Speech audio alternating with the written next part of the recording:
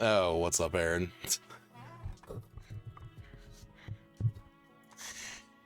Oh man, tell you what, it's been a fucking long ass weekend.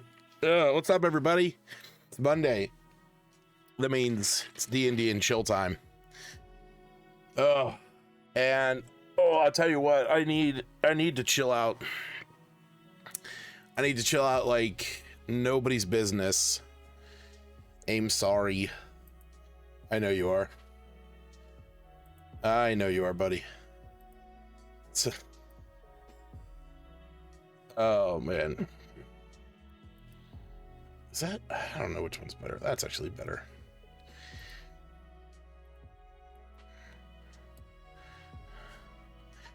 For those wondering what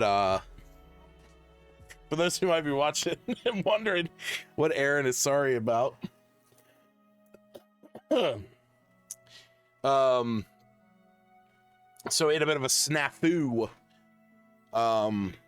in the community recently, where my account got hacked on Discord.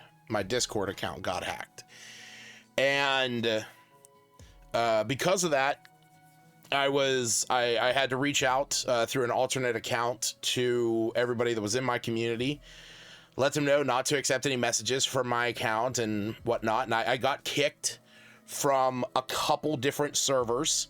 Mind you, that makes total sense. But I just last night, I was able to get control of my account back. Thank you, Discord support, for that. But yeah, so the way that it happened was that Aaron, somebody was trying to scam Aaron, and they had reached out to him, and it was a very, very convincing scam, at least to me. Basically said, hey, me and my buddy are making a game. It's a 2D pixel platformer ARPG Metroidvania style game. And we're looking for testers. And then they send you a link to the website, and there was a video on YouTube about it. And they would give you a password. And the way that it works, the way the scam works, is you go to their website, you download the thing, you download the game, quote unquote. And then when you go to launch the executable in the zip file, it asks for a password. And when I was going through these steps, I didn't think much of it. I was like, oh, okay, it's asking for a password. He gave me the password. I'm wondering, so like I had the thought of like, okay, is this how like they track, who is actually using it? Because I would imagine like, they would only use like certain codes or like certain passwords or whatever. And then once you type in that password and you hit enter, they are able to get access to your Discord account. From there, they can go in and set up their own two-factor authentication on your thing and lock you out of your account. At that point, once they have access to your account, they will go and message other people that are in different servers that you're in or in your direct messages and try and repeat this scam. And the overall goal that they have is that they want to get people that are kind of scared enough, or people that are willing enough to give them money to get their account back. Unfortunately, through my hack, my friend also got hacked, and they tried extorting him for $100 of Bitcoin. Now, luckily, my friend did not do that, because the thing is, even if you were to give these people the money, there's no saying that they would actually, you know, unlock your account or whatever, give you back access to it. They could just keep trying to wring you dry of money. So that's basically the whole thing. And that's what happened to me. But it happened to me because Aaron and I are really good friends.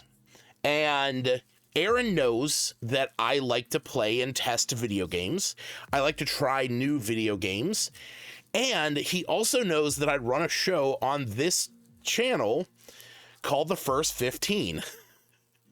And what happened was that the person who sent him the message, he basically said, you know, like, I'm not into this, but my friend is. And they even put in there that it only takes about 15 minutes to play, which seems like very targeted to me.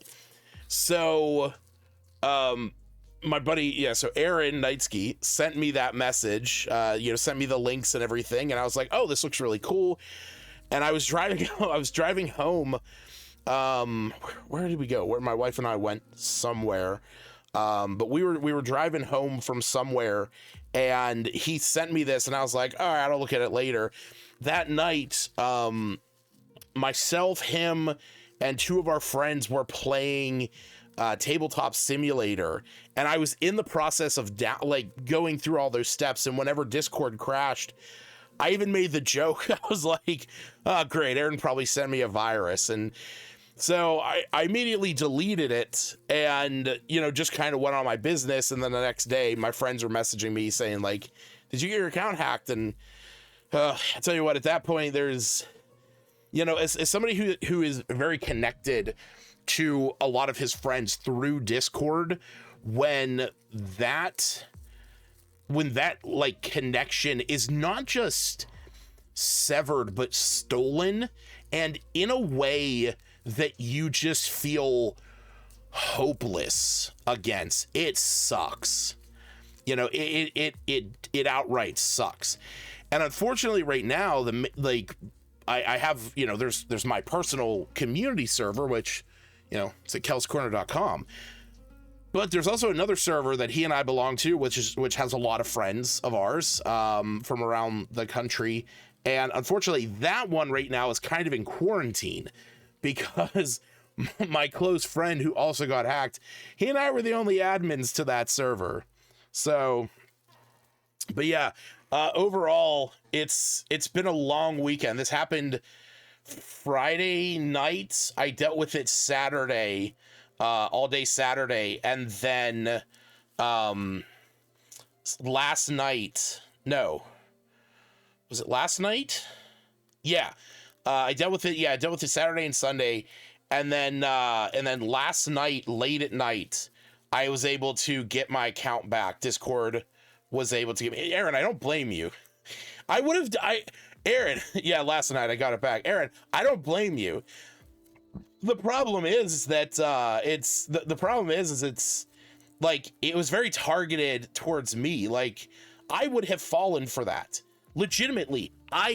If somebody reached out to me and said, hey, here's a game that I'm looking for testers. I know you still feel bad. And I feel bad for the people that got scammed because of me. I know that it's not my fault, but I also feel bad. So I get it. We're one and the same. But I would have fallen for it too. I would have been like messaging people, being like, hey, somebody's reaching out to me. They want me to test their game for them. And maybe somebody would have got me. Yeah, we'll have to see about that. Like I said, I have not had time. Under your situation, do the first. Yeah, I would have 100% fallen for that. Had somebody messaged me saying like, hey, I'm looking for testers for this game. It only takes about 15 minutes to play. I would have messaged them back and been like, dog, I do a show on my Twitch channel, and like, I can 100%, like, I will feature this. Yeah, so That would have been real funny. That would have been real funny if I had like waited till that day to download it. Oh man, that would have been hilarious.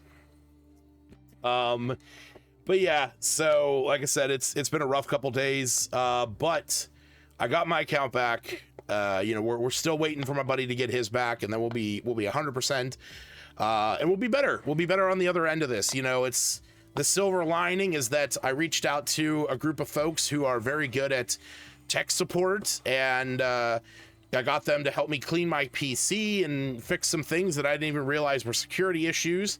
So that resolved itself. So yeah, you know, there's a silver lining to everything. But yeah, I am gonna need some sleep soon. It's been a rough week, and this kind of like tapered it off, so I need some sleep soon. But tonight, I think it's time to talk a little bit more about Calendar's collection, as we are still in the midst of January. Wow, I almost said February. We're still in the midst of January. What's up, V? Anyone going to GaryCon? I am not. Unfortunately. I would love to. Would love to go to GaryCon, but unfortunately, I have no time to get out to what, Michigan, I believe, or no, Wisconsin. Well, when is it? Actually, hold on, let me look. Oh shit, you know what? Maybe, who knows? Maybe. Oh wait. Oh shit. You know what? Funny enough, so I'm gonna be taking time in February, March, and April as part of my paternity leave. I don't think I can swing that. I don't think my wife would let me swing that. Oh man, that would be hilarious. Traveling out to Wisconsin for a convention with our 1-month-old baby. I know, yeah, I would love to. Honestly, I have considered going out to Lake Geneva just to get my dice blessed. I want to take some special sets of dice and get them blessed at his placard. I would love to. Unfortunately, you know, Wisconsin is a bit of a drive for myself, you know. How far is it? Let me double check. It's been a bit since I last looked. Directions. Let's start home. It is an 8-hour drive for me, or a 7-hour. What the fuck? It's so sorry. It's an 8-hour. It's a 9-hour drive. Okay, I was like, what the fuck? No, it's a 9-hour drive or a 7.5-hour flight. That's kind of ridiculous for the flight, but then again, I'm in Pittsburgh, so I'm going against the jet stream, so yeah, that makes sense. Yeah, I would love to. I wonder if there's trains.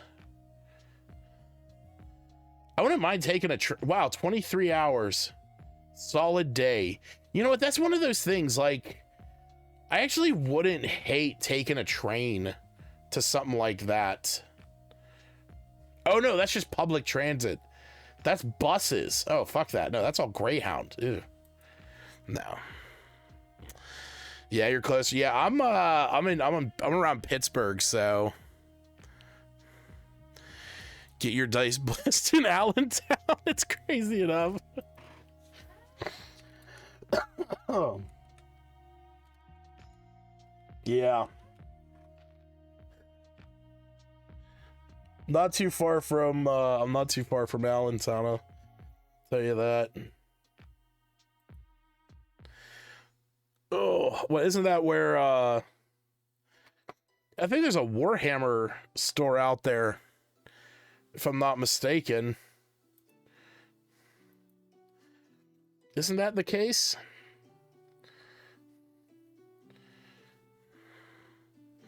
D&D train, make a campaign. Oh, there you go. Yeah.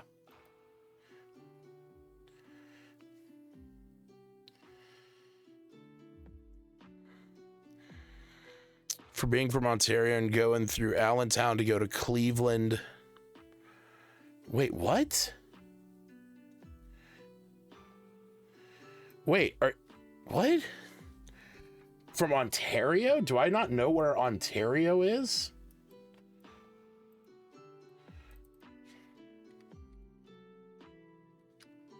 Wait a second.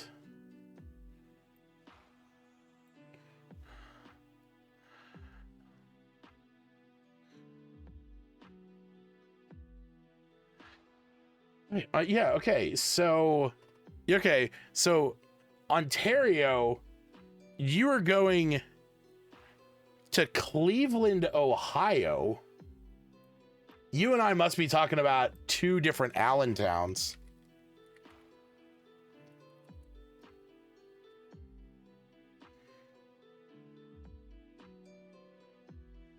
Yeah. It's so Ontario is like directly north of Michigan and Wisconsin. You're talking to Allentown, PA?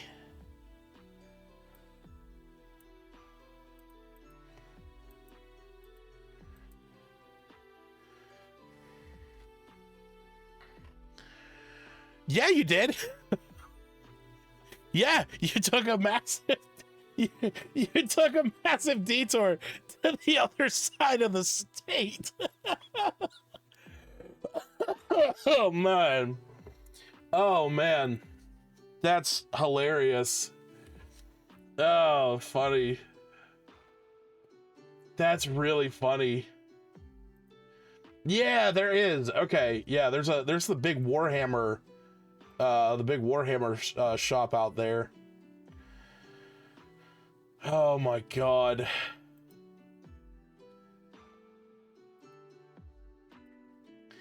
That's funny. It's like I'm just, you know what? Hold on. Maps. Yeah, I find it hilarious. 'Cause it's like, you know, I'm thinking of, you know, Ontario up here, and it's like, okay, you know, you're going to Cleveland, so you're going right here, and like, no matter where you are in Ontario, the fact that you went like all the way over here, just man, that makes me laugh. That's really funny. What the fuck are the... Oh, those are a bunch of Walgreens. I was like, wait, what are those dots? Those are a bunch of Walgreens. All right. No, it's fine. Trail. Get it? Derailment. Trains. We're talking about trains. Nice. Hey, it's fine. It's funny when I have to give directions to Tim Hortons downtown. You know where the Domino's is. I'm only here to talk about the MSI cheater monitor. Oh man. Still going on about that. I don't blame you, Jared. I don't blame you. For those curious of what Jared's referring to, so MSI, who makes computer monitors, they make other devices. They came out with a monitor that has built-in AI that flashes on your screen the direction that enemies are spawning onto your map. So it basically takes the information that is in the mini map and it gives you that information on the screen.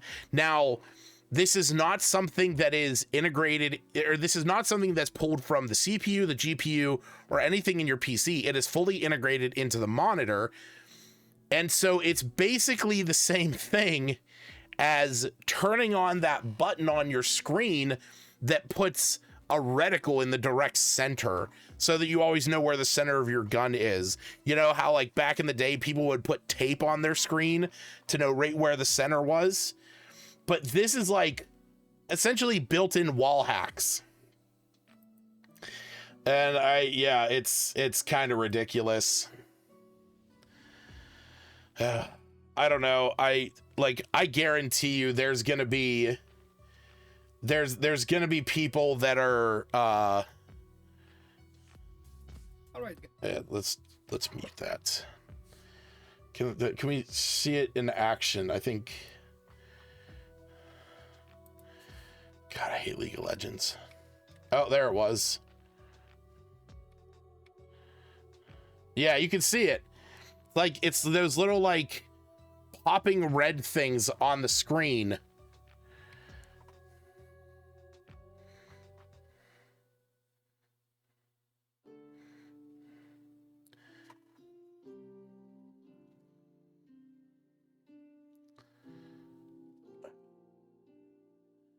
That's so ridiculous. Because that's it, you know, they you know, it's like you use something like that and then it eventually gets put into an FPS, and then you're essentially just selling a monitor that has built-in wall hacks.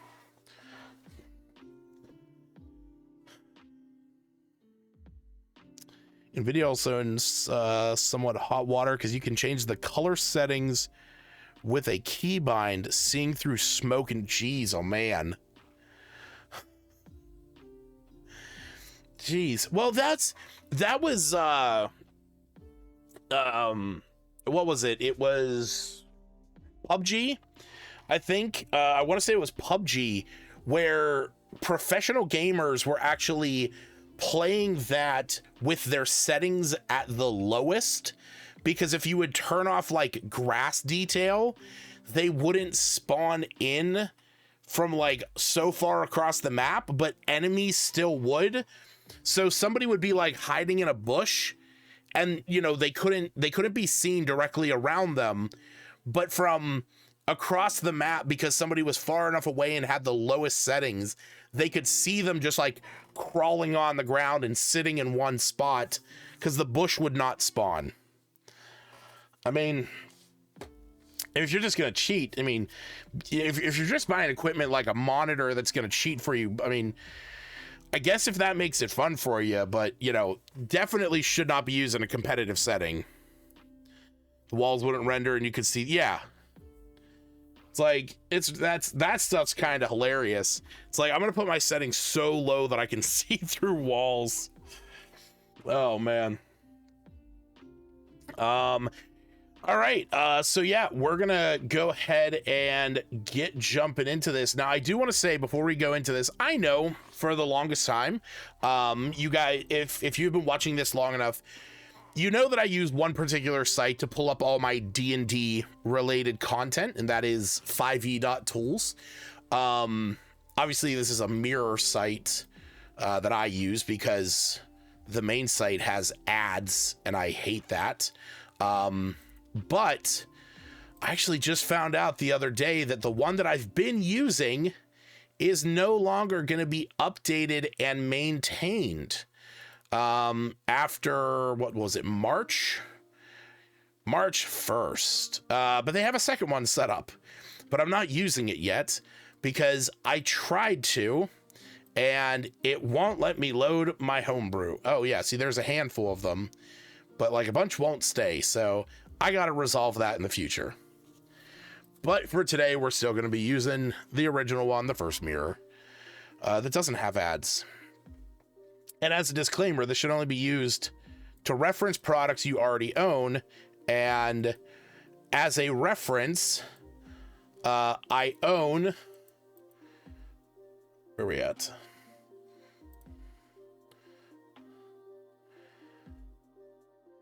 I own everything. So there we go. It's the only reason I feel comfortable using this site. Yeah. All right. So, but we are going to look at that. Do what you want because of Pyrus viewer. Yeah. I mean, hey, you know what? It's, you know, use it to your own wants and desires. I have my needs for it. It's always been how I've used it. And funny enough, actually, there's which one was it? Is it? No, that's Heroes Feast.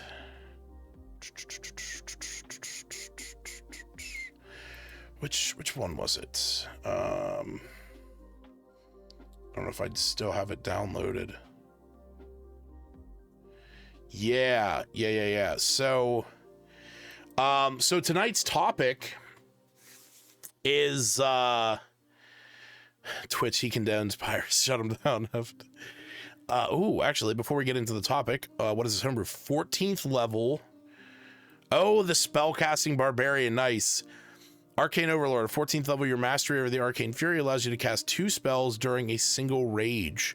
Moreover, once per long rest, when you enter a rage, you can choose to concentrate on 2 spells simultaneously. Jesus. However, you have disadvantage on Constitution saves made to concentrate on this. Nice. That'd be sick. Cast haste and cast. Oh, come on, damn it. Yeah, oh, I guess you could just cast that otherwise. Cast iron. Damn it, Glad. Yeah, I would immediately cast haste, and then I'm even trying to think of what other good concentration spell would be good to run into combat with. Barkskin wouldn't be bad. Beef up your AC a bit. Blade barrier. Okay. You could take one of the smites.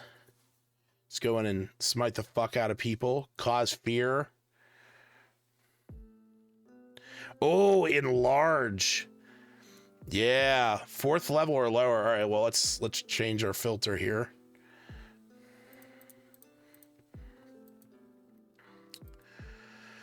Hold on. Concentration. All right, so let's start from let's start down here.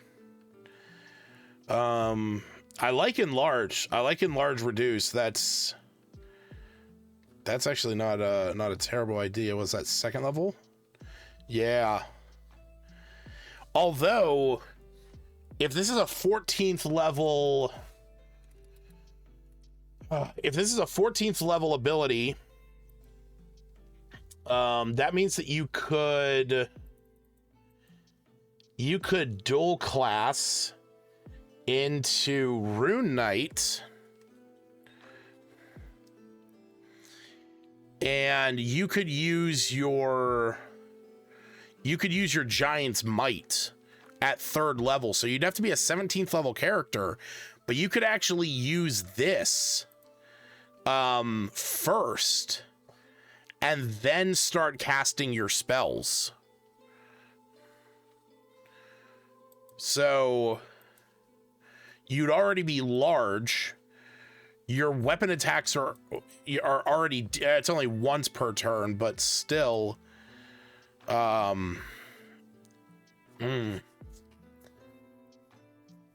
Flame Blade. That would be pretty sick. I might lean into that. Oh, fuck! Cast invisibility on yourself. Get one real solid hit. Shit, what else could you do? Oh, Spider Climb would be real creepy. Just watching a barbarian like beast mode into combat climbing across the walls. Expeditious retreat, if you need to catch up with somebody, that would be pretty good. Cause fear would also be good. Getting the frightened ability on them. What else? Oh, if you had something that lets you see through invisible darkness, could do darkness. What else we got? Could cast suggestion real fast and be like, lay down.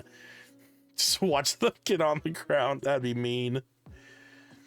Ooh, you could do. Actually, you could do elemental weapon. That would be pretty cool too. Yeah, there's some play with this. Oh, cast greater invisibility and just go on a fucking murdering spree.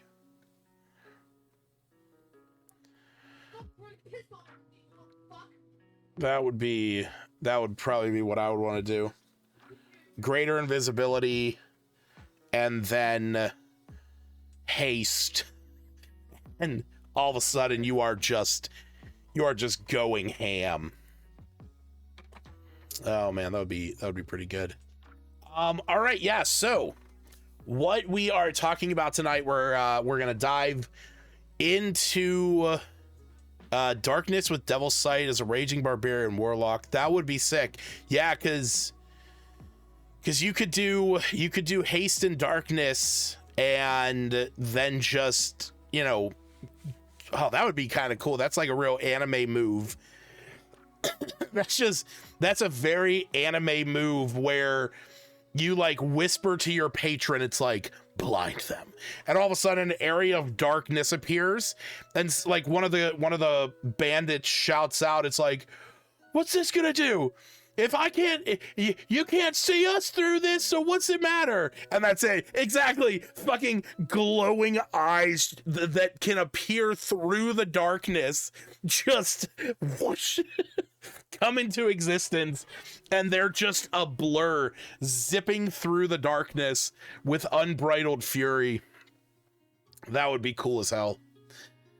Yeah, so we're going to continue with Frostfell Adventures. We're going to keep going with our Calendars collection. If you haven't been here the last 2 weeks, basically what this is a big year-long project where we are going to be making a bunch of themed content. So for January, being that January is, you know, in the heart of winter, this is the time for the cold and ice and snow, as it is very cold and snowy outside. Well, actually, it's cold. Let me see what the what's the temperature outside right now.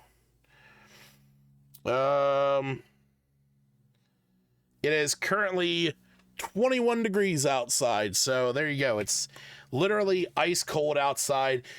And that's what we're doing. Now, over the past 2 weeks, we have made some, we've already made some content. Let me go ahead and pull this up. Me library.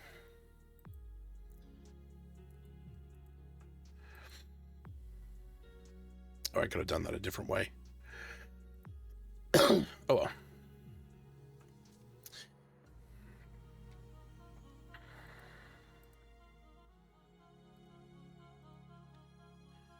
Oh, my beer, it's -10. Oh, God. No, thank you, sir. I know I got to fix the formatting on this because I actually have changed some things. But over the past couple weeks, we have worked on three things so far. We have worked on the subclass for this month, the Frost Walker Ranger.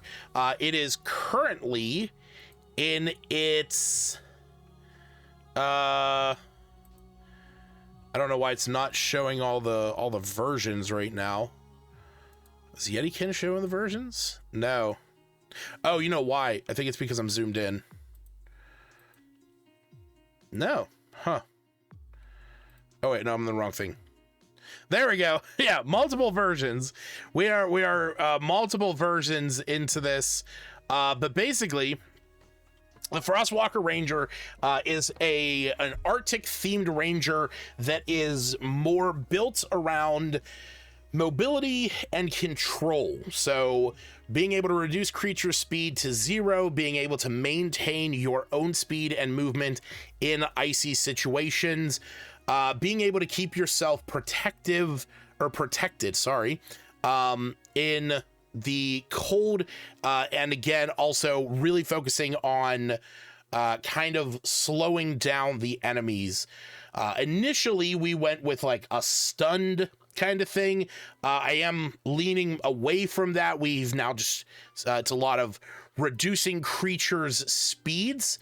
And I am going to be changing up Absolute Zero soon, because I'm going to probably do something more with restrained in this. So, but we have built up with we've built that up, and we have also worked on the Yetikin. Now, the Yetikin is a race that is very similar to Goliaths in a way, but they have the classic Yeti ability of the chilling gaze. So they are able to stare into the eyes of a creature, imposing some cold damage on them and stunning them. But they are these large, muscular, white-furred humanoids that live in tall mountains that have very tight-knit, kind of clan-like societies.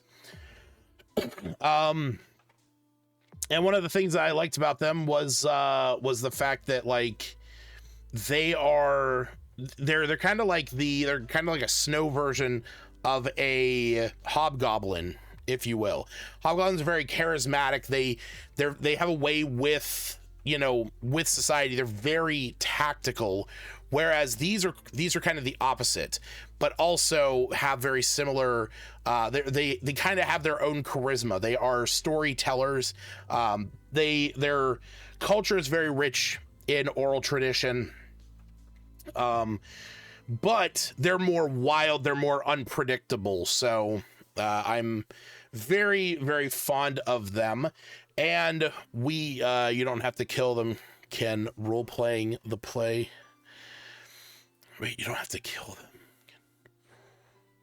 The play? I don't know what that second part means. Sorry. I don't know what that means. Can role-playing the play? But we also worked on an Arctic Explorer background last week.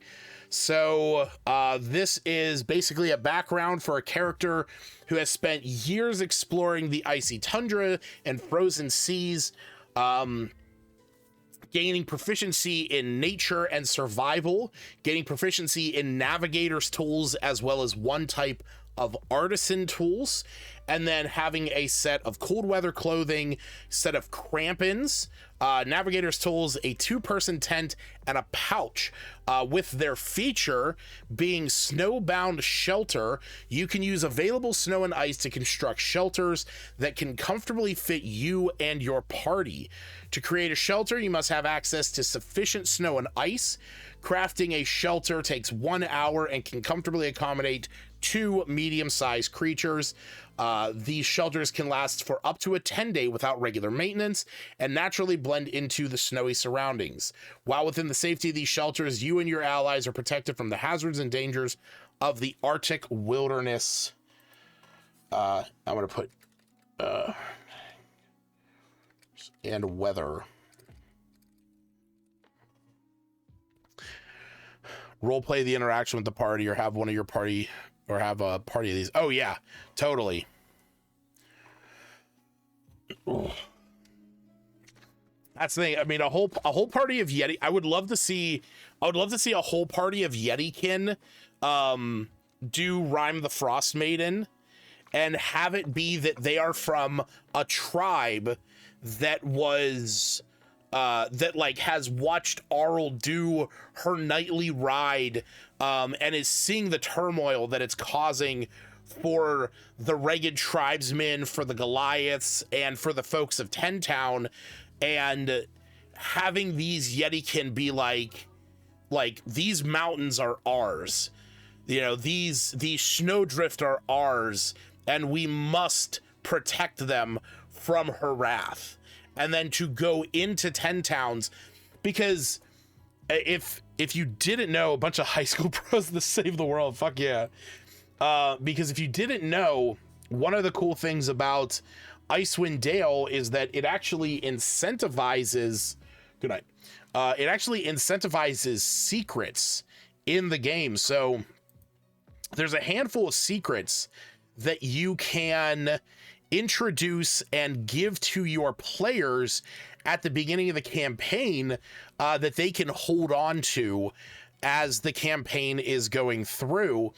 And the reason for this is because having these, I know there's another list of them, here it is, having these secrets can allow them to play into it more.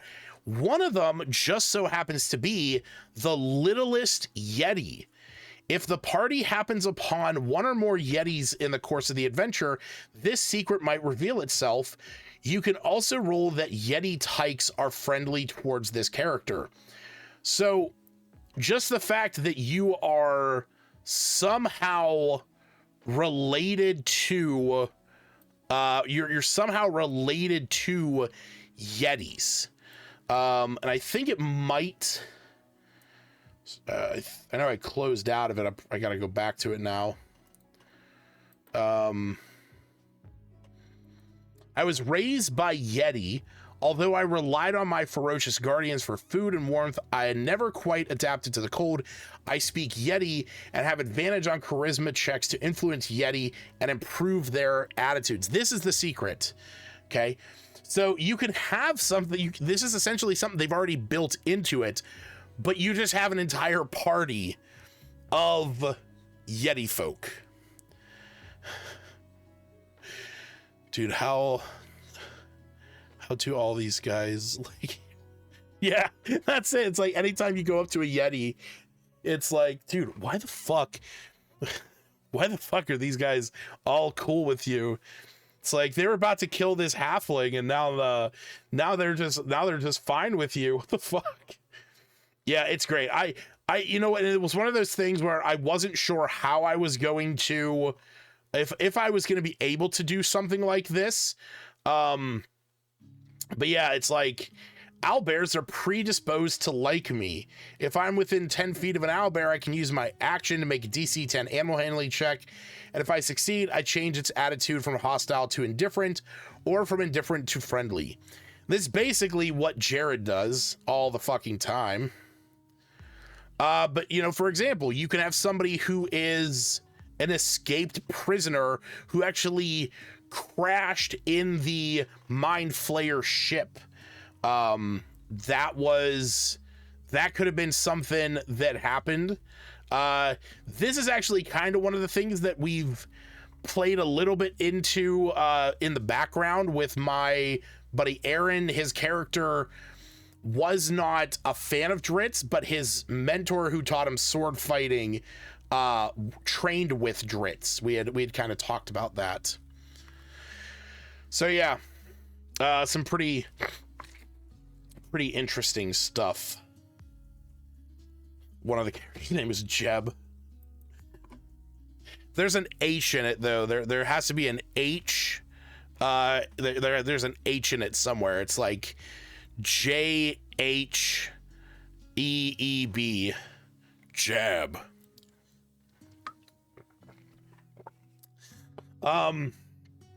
But while we do have these are in the past. Well, that if it was a G, it'd be Geb.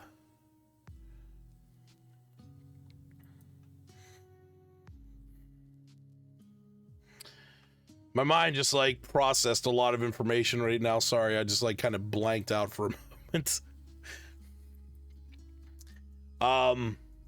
So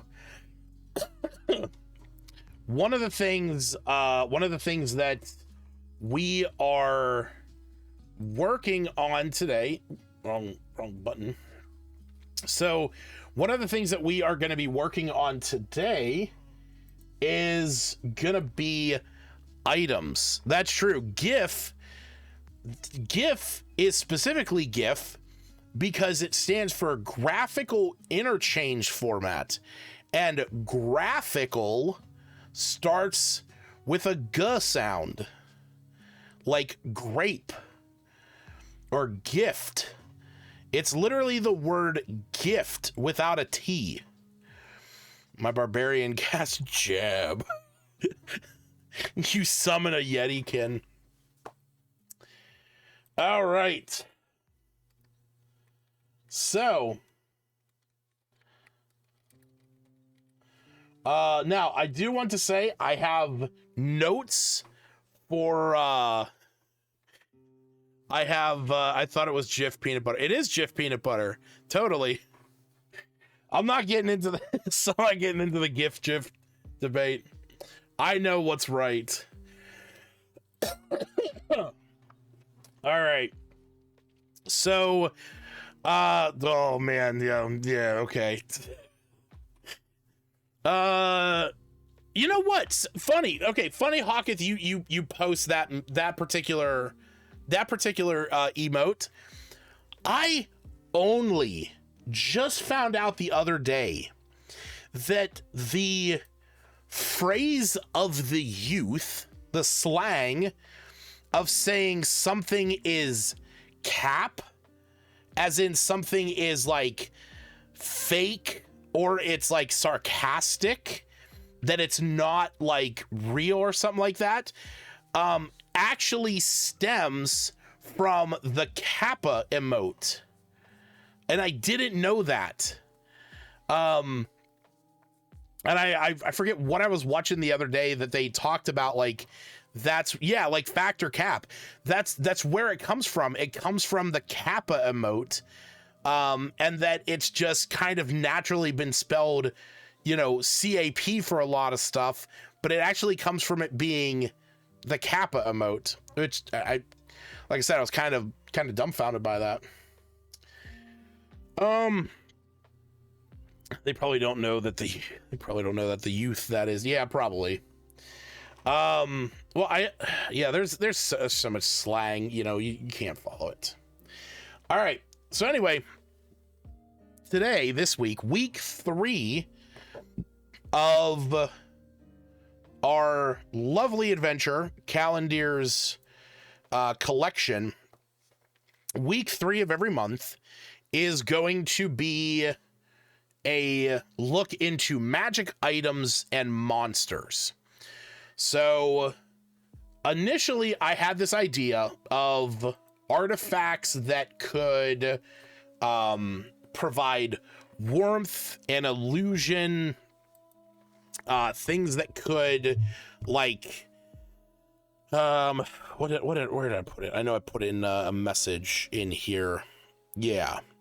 So stuff like the Ring of Warmth, stuff like the Lantern of Revealing, which are both 2 items that I have utilized in my D&D campaigns. But I wanted more stuff like that. I wanted stuff that could be, playing into keeping your character surviving through the wilderness, but also playing into like the dark or the hostility of the Dale. But I have kind of also explored around that. So, couple items. Sentient. I'm probably going to avoid sentient items. The reason, and I have thought about that actually. I've been listening to a lot of the D&D lore cast, and they've been talking about some sentient items in some of the episodes. The problem with that is that you're essentially designing an NPC at the same time as designing an item. And while I could maybe do something light, I feel like I'd have to give something a lot more time and effort into it in order to make it a proper sentient item. Now, there are some things up here like November and December when we do when we do Halloween and Undead or the Ancestral Legends, where, you know, maybe you do have an item that bears the soul of your ancestor, something like that could be a thing. Or in May, if we go floral fantasy, have it be like a living like thorn whip, you know, having it be like a sword that's literally a plant that is alive and can communicate. So there is plenty of stuff that I've thought of that I could do with sentience, but I don't know if I want to dive into it just yet. So what I do want to dive into, some of the things that I've come up with for this month is 5 items over the last week that I worked into. So the first one is the Frost Walker boots. So the Frost Walker boots basically let you ignore difficult terrain. Stop sliding everywhere. Frostwalker boots let you ignore difficult terrain on ice and snow, and also that you do not leave tracks. So when you're moving through the snow, they don't leave any tracks behind you, so you can kind of stay more stealthy. This is very similar to the I think it's, yeah, the boots of elven kind. So it's a very similar thing. The main thing though that I'm not giving it is that bump to stealth. So it is just that you don't leave tracks. Yeah, like you make no sounds whenever you're moving. So, but come on, damn it.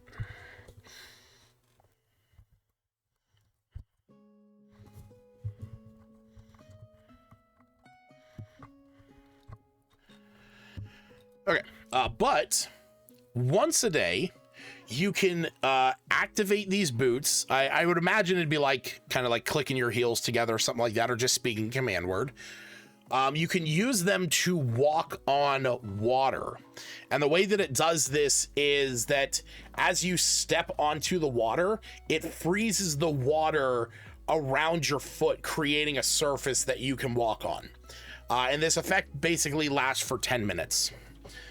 Now, I want to point out this spell, or not spell, Jesus. This item, just water, no other liquid. I mean, I guess you could.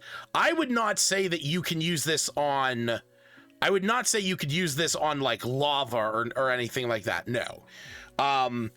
It's gonna be water. Would that be any form of water? That's a good question. I guess. I guess I'd have to put liquid water if I want to be specific. Yeah, that's it. When he said that, I thought of steam. I thought of like condensation and stuff like that, but it wouldn't be. Yeah. Snow, ice, liquid. Yeah, I would say liquid water. Once per day can be used to walk on liquid water. But you know what? Fuck. Hold on. What do they consider it?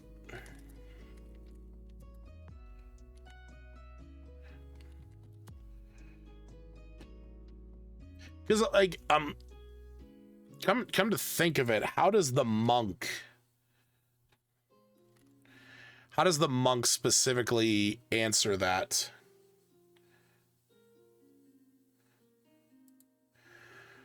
Yes, I know that those could not be loaded.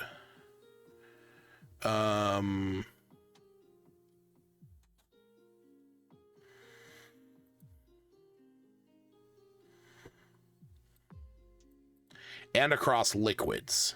See, that's the thing. Unarmored movement doesn't say Doesn't say anything else, but there is also the water walk spell, which specifically says any liquid surface. So I'm just going to say water. If anything, I'm just actually, you know what? No. I'm going to say liquid water. Because I don't want it.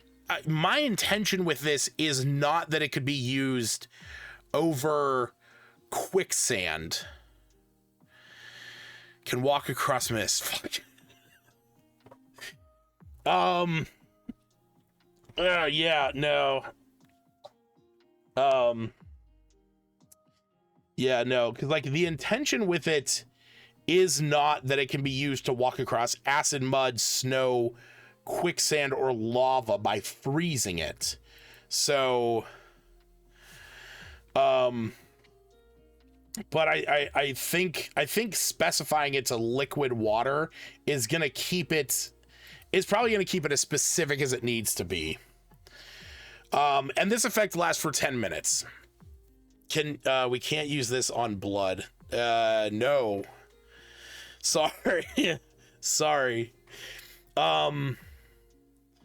Now, I do want to say, though, that the intention of this spell, the reason why this spell exists, actually goes back to stuff that I've talked about here on my stream before, where back in the day when my wife used to play D&D, and I was running a campaign, it was my very first campaign, there was a scene where the party was gonna cross a river, and there was like I think there was 5 of them, and I gave them this was back in the day when I only gave like one solution to puzzles. Basically there was like bandits chasing them, and they had to cross a big river that had piranha in it, or quippers, and there was only 2 boats, and the boats could only take 1 or 2 people at a time. And on the other side there was on the other side of it there was rats. There was like swarms of rats. And so the intention was like the players would have to make multiple trips across this river because they all couldn't go at one time. And my wife, who was new to D&D, she was playing a high elf fighter. I believe she was playing a high elf fighter, who, as a high elf, she had a free cantrip, and she took Ray of Frost, and she used it all the time. And she had this really cool idea. She's like, well, could I grab onto some rope and like cast Ray of Frost on the water in front of me and like skate across? Now, as what I would consider myself nowadays a better DM, I would be like, absolutely, that sounds awesome. Like, let's totally see this play out. And I would have told her, like, yes, you can do this, but you are going to have to make dexterity saving throws because it's going to be slippery surfaces. So if you do this, you're going to have to make these dex saves every so often to stay on the ice. And if you fall, then, you're going to be attacked by quippers. I just flat out like told her no. And, I felt so bad, and it didn't even turn out fun. It wasn't even like a fun puzzle or nothing. It was just rounds of combat. Oh wait, what happened to the music? I just realized the music stopped.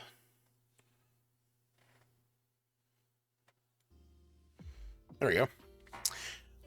So yeah, this kind of allows it to be used in kind of the same way where, for 10 minutes, when you put your foot down on water, you can freeze the surface, allowing you to walk across it.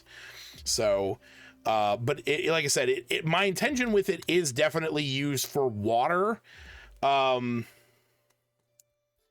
mean, I guess any DM out there could alter it. You know, this is going to be something that is, this is going to be something I imagined intention was so it'd be useful in something other than a wintry / Arctic campaign. Well, you can definitely use this I mean, it is useful in both scenarios.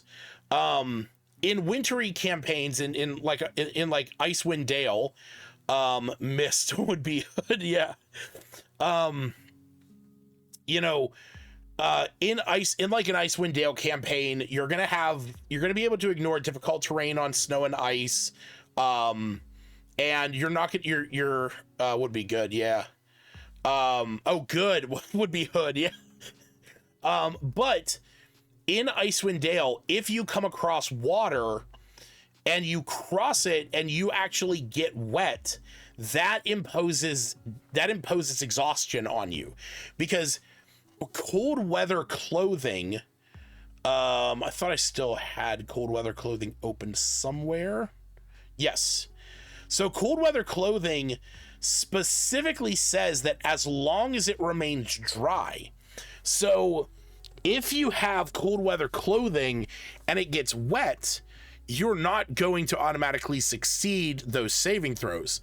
So something like this is going to allow you to avoid that in scenarios. But outside of Arctic campaigns, you could still use that to walk over various surfaces. You know, you need to get across a river, you need to get across a lake, you know, you fall out of a boat and you need to catch up to the ship or something like that. Cool. Activate your Frostwalker boots. Suddenly you're freezing the water under your feet and you can run along the waves. Like I said, it's definitely not as powerful as the Water Walk spell. Granted, Water Walk is an hour and lets you walk across any liquid surface. But with this is definitely more just meant for like liquid water and, you know, scenarios in the Arctic. Up next, we have the Aurora Lantern. So this is a lantern that I imagine having a captured aurora within it, basically cascading out various colors. So waterfalls we climb. I guess you could climb a waterfall. You could stand under a waterfall, like lift your foot up so high and it would activate, freezing the water underneath it, and then you could like push on that, raise yourself up, and then activate the other foot and like basically walk up it. You know, there's like that one I would probably allow, because that does sound cool. But yeah, so onto the Aurora Lantern. So this is basically going to function as very similarly to some of the other lanterns that are available in Icewind Dale. What if you also have a decanter of endless water?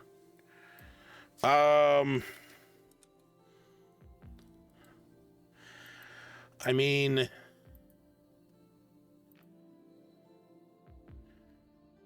if you have a decanter of endless water,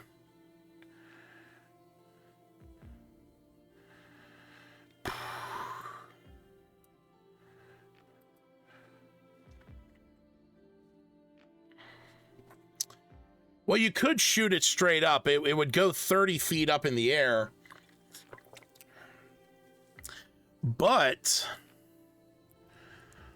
I would even say if you had these, you could because it's pushing a creature. There is like kind of a part of me that's like, could you angle it in such a way, you know, to like create like a 30-foot bridge? I guess you could. But the thing is yeah, it's like, but at that point, you know, with the flowing water, yeah, you see, but at that point you start getting into like real world physics with it, because the reality is if you're in a river or a stream, you don't want to have to get into the thought of, well, I put my foot down, it freezes the water beneath my foot, and that ice just sweeps away with the current. Okay, that's not how it's intended. These are magic. There is magic innate to them. It is freezing the water that is surrounding the boot, allowing you to step on it. There is a force that is, you know, that is, you are creating that magical ability with that. You know, so something like that, I would say you could walk across the geyser, yeah, because it is just water. It's a thing of water. There is such part of me just wants to get rid of liquid. It's like so hyper specific. Because yeah, you know what? I am gonna get rid of liquid. It's just bothering me. All right, but yeah. Anyway. On to the next one, the Aurora Lantern. So there are other lanterns in D&D. The two that I'm aware of is other than like some magic ones or like the uncommon ones, there is the Bullseye Lantern, which is a 60-foot cone that of bright light and 60-foot additional dim light. This is more used if you are traveling and you want to be able to see further in front of you, versus the Hooded Lantern, which is 30-foot radius bright, around you 30-foot radius dim light. This, on the other hand, this works more similarly to a Hooded Lantern, but instead of it just being like yellow or white or orange light, this is like a rainbow of lights. It's an aurora. So that is the main idea of this one. Is it is creating this mesmerizing light, and what you can do with that is that once a day you can use this light and direct it at a creature. Now, I actually haven't decided if I want to do it where it's all creatures within 30 feet within the bright light, or if it's one specific creature. But the idea that I had with this was that you could basically turn up the burner on this, and it sends out, you know, all this mesmerizing light that could charm creatures. Found one that was magical, but if you open the wrong hood, 2 shadows come out. Oh, that's sick. Dude, that's fucking awesome. I have to put that in my library campaign. That's really fucking funny. So yeah, I was initially going to kind of give this an ability very similar to Hypnotic Pattern. I then just realized that I can just use Hypnotic Pattern because it does everything I wanted it to. Where it is, you know, you do this thing, there is these, you know, like it says here, twisting pattern of colors that weaves through the air inside a 30-foot, mine would be a sphere. And it basically is the same thing. It can last for a minute. It does not require concentration, but each creature that looks at this light needs to make a wisdom save. And if they fail, they're charmed which if they are charmed, they're incapacitated and they have a speed of 0 as they are just staring into the light. So, once a day for a minute. We're going to put that in there. Used.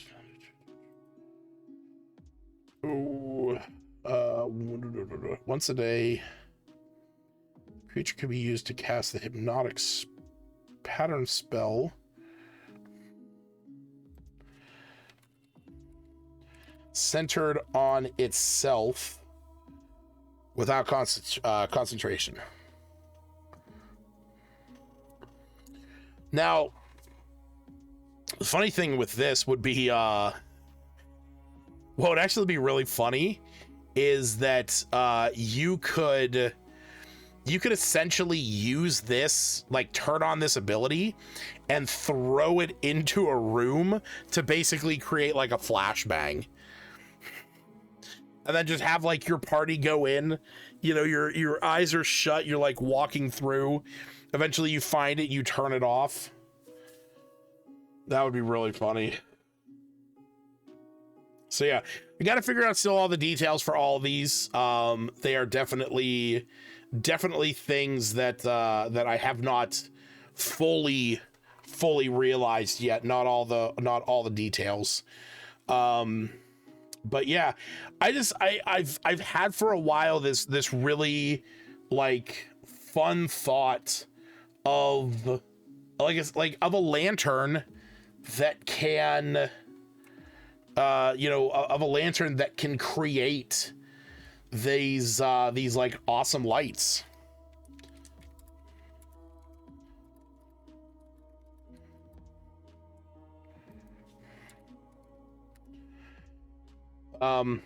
And Hypnotic Pattern is just one of those great spells, you know, as a bard, somebody who has played a bard many a times, that's, you know, one of those things that I like to look at. All right, moving on to the third item of the night. This is the Cloak of the Northern Flames. It is a thick winter coat with 5 glowing stars on it. It offers resistance to cold damage, and as that's right. I just copy and pasted cold weather clothing. And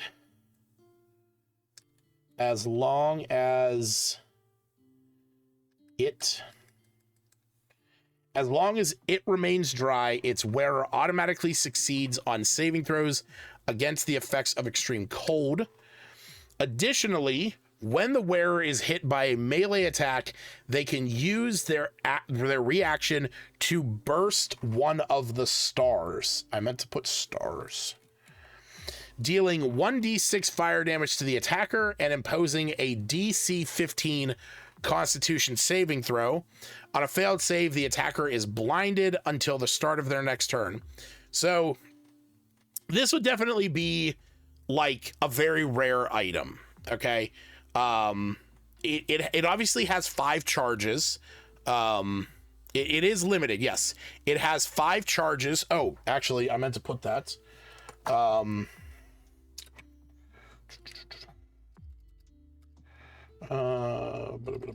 Expended stars.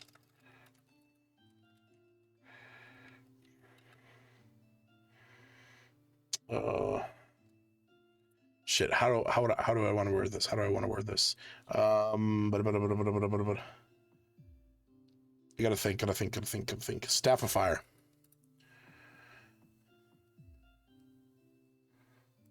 Oh, wrong one.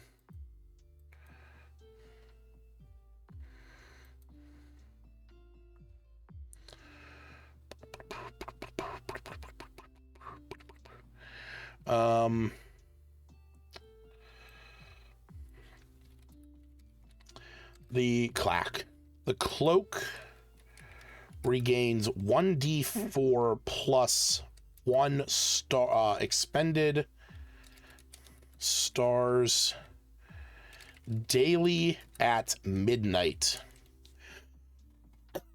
So when the stars are out, they do come back. But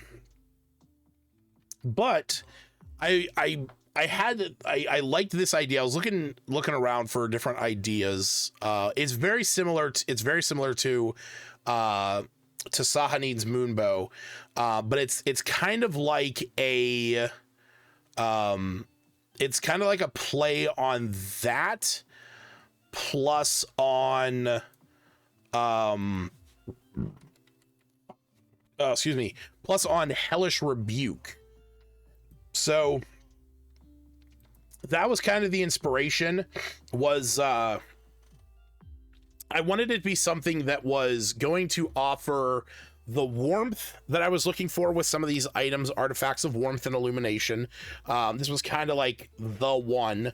But I was looking at, like very much Blinding Smite, Hellish Rebuke, having these stars on it where like the back of it has like a wintry scene and there's like 5 stars across the shoulders, something like that. That would be, that you'd be wearing, and like somebody comes up to you and it's clearly not doing nearly as much damage as what Hellish Rebuke does, but it is doing it's doing a small burst, but the main thing is going to be that potential blinding.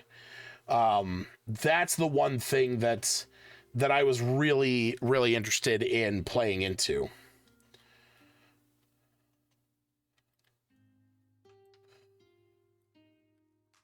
But this one, with everything that it has, with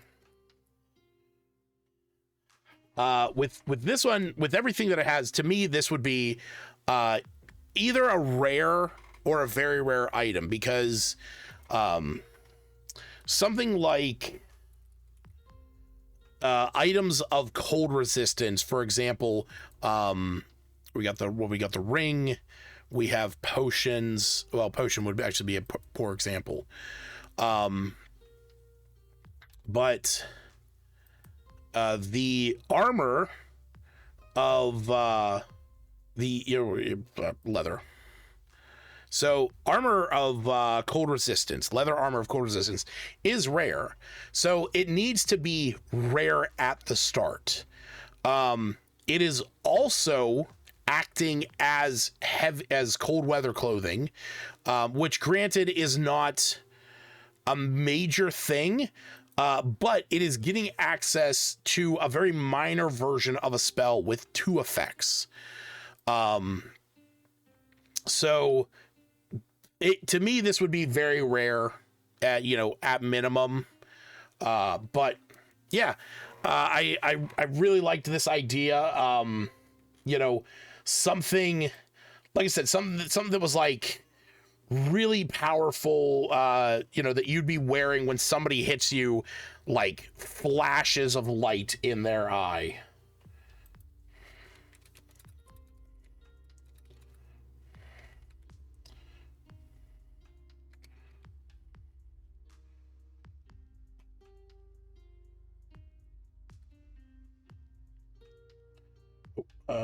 Cloak of the Northern Flames.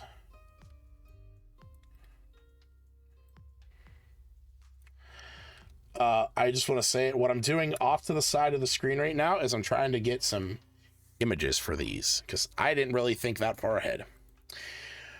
All right. Number 2. I was going to say 2. Number 4. Item number 4. The Glacial Shield. A +1 shield made of enchanted ice that never melts. When a creature misses an attack against the wearer, or I guess wielder could be a phrase. And the difference between the attack and the AC is 3 or less. The wearer can use a reaction to spray can use a reaction to, oh god, that's worded terribly. Can use a reaction to use a reaction to create a burst of ice from the shield in a 15-foot cone. Creatures in the affected areas make a DC 15 Dex save or take 1d8 cold damage. So it's a +1 shield. It's made of ice, and basically the idea here, the reason why it's very specific, is that the reason why it's very specific is that I want it to be the reason why this thing missed you is because you had this shield. You know, if your AC is normally 16 and they hit you, you know, they hit you with a 22, your shield wouldn't have protected you from that, you know. Or if your AC was 16, they hit you with a 12, okay, your shield doesn't really play into that. Like, your natural AC is already 16. You were faster than that, or your basic armor was already stronger than that. But with this, it is that if the difference between this attack, if the reason why the attack missed is because you have the +3 from the shield, and keep in mind it's +1 shield, so it gives you a +3 to your AC. If that's the reason why this missed, it's because they're hitting that shield, and that's how I wanted this to play up.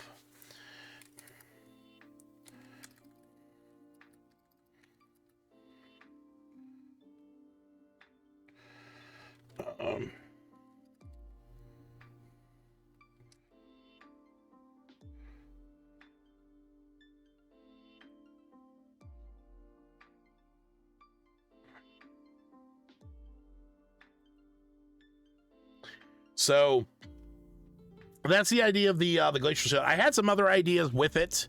Bonus that doesn't protect you. Yeah. So, and that was the idea. I initially had it in my mind where it was a shield that you could use this ability like at any time.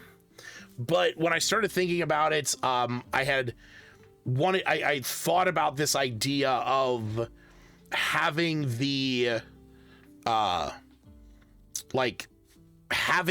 these whatchamacallits, you know, these reactions playing into it just adds an extra level. So, oh, that's a really cool picture. I'm gonna edit that manually.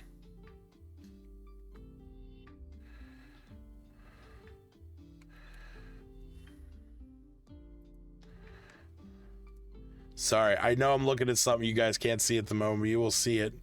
You will see it soon enough. Yeah,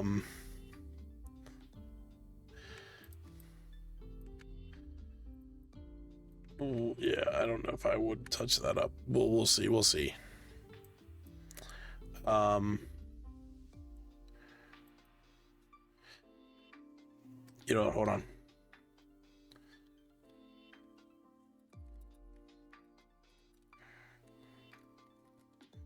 There you go. You'll understand why I had to do this. What if that shield reacted from the attack on a hit or a miss? I don't hate that.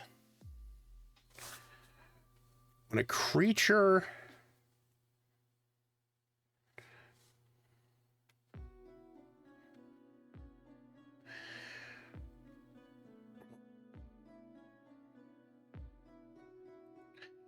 When a creature hits the wearer,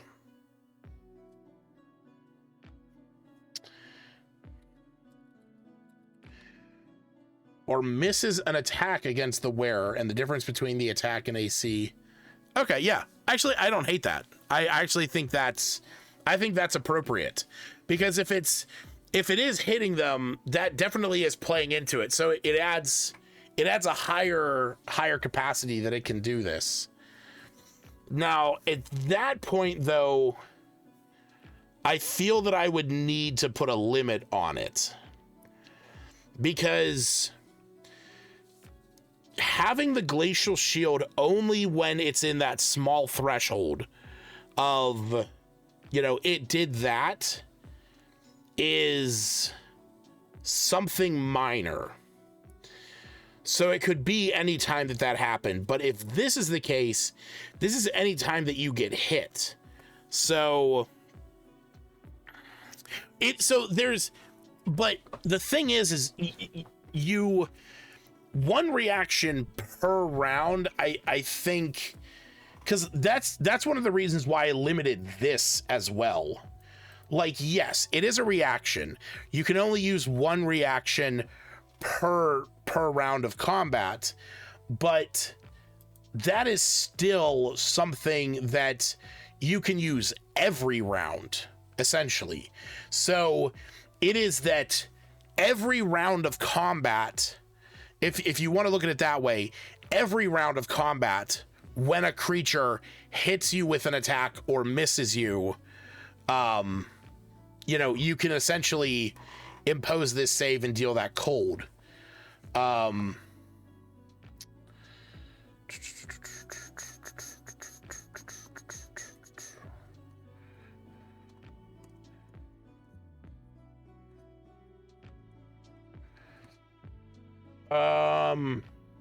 Oh, there, we could actually do something. Hold on. We could actually do something really interesting with this. We could do something real interesting with this, and I have to like math it out in my head. So the idea that I'm having is basically that when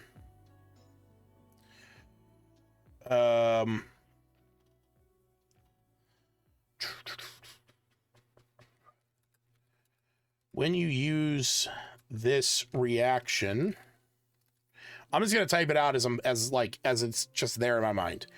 When you use this reaction, the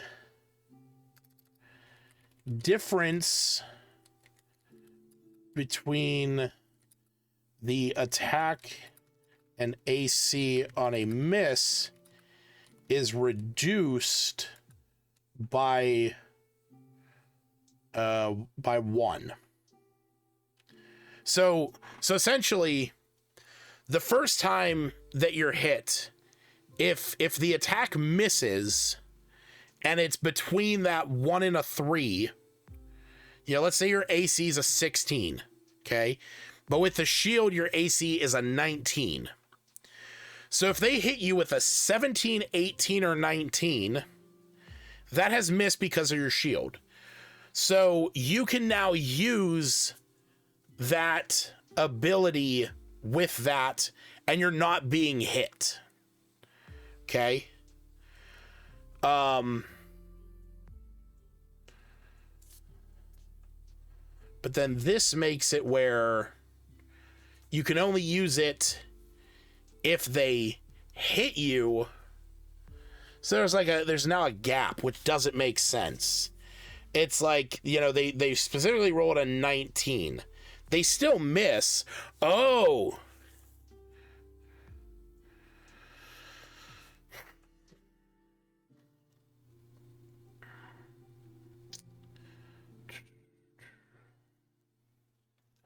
Oh, okay, hold on.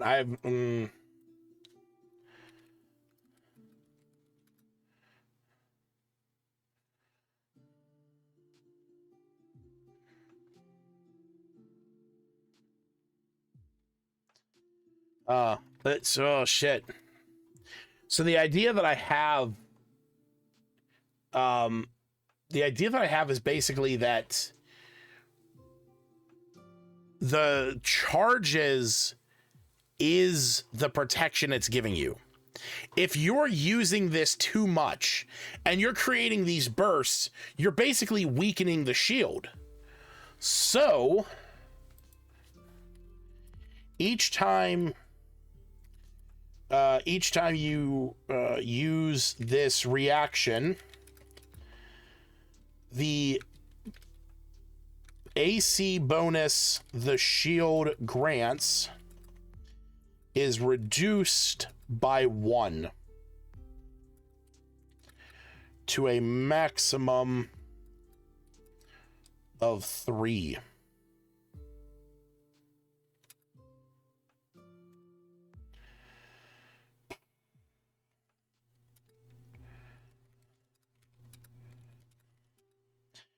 Should use this reaction.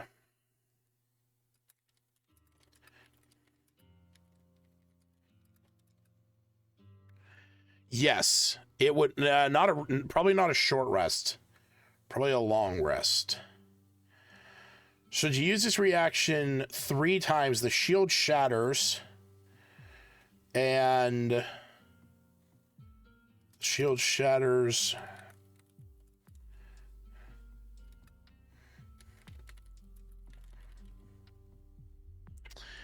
How do I want to word this?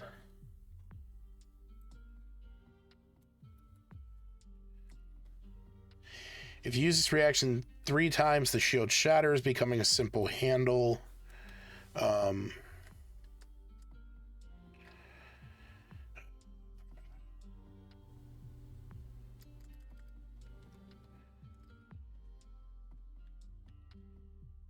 If you use this reaction 3 times,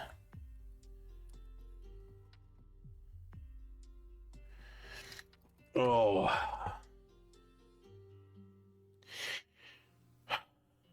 yeah.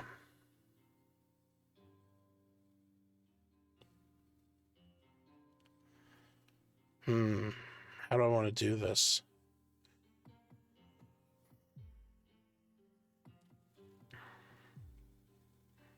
Oh, you know what we can do?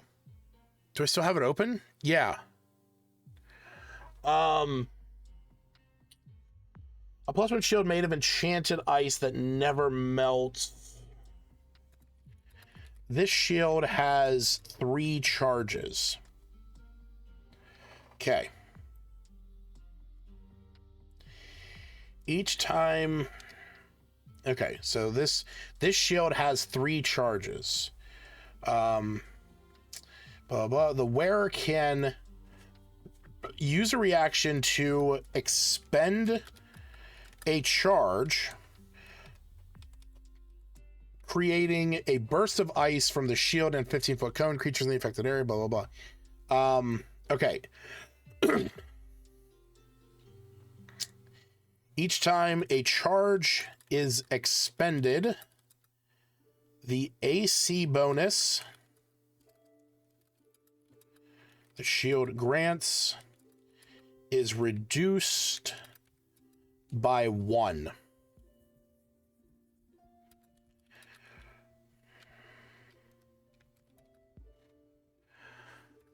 Yeah, that is such a oh, okay. No, here it is. Each time a charge is expended, the AC bonus of the AC bonus the shield grants is reduced by 1. If you expend the last charge, the shield shatters, leaving if you expend the last charge, the shield shatters, leaving only a handle behind. The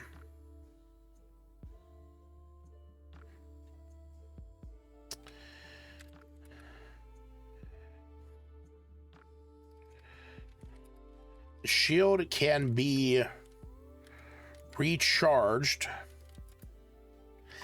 Yeah, I don't know. No, yeah, I'm straight. It's becoming too convoluted. So it is still. So at that point, it wouldn't be a +1. It would go from being a +1 to a standard shield to a -1 shield, essentially. You know, because it would. I don't much care for this because it's become too convoluted.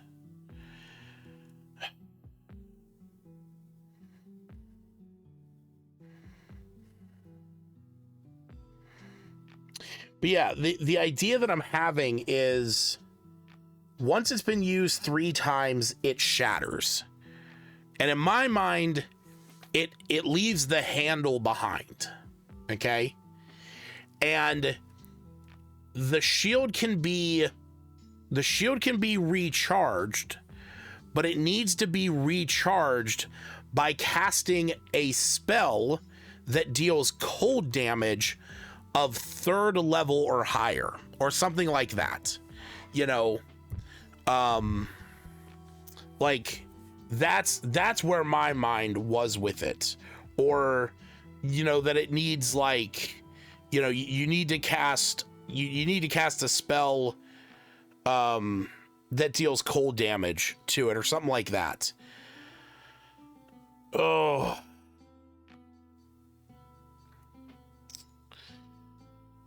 but yeah, it's getting too convoluted.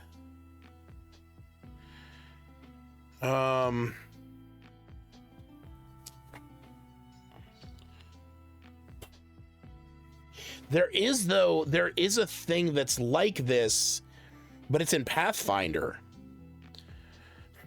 Because what I keep thinking of, should I opened up 3 pages there?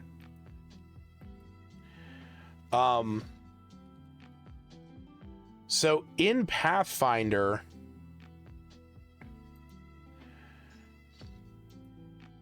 yeah. Oh wait, that's the shield.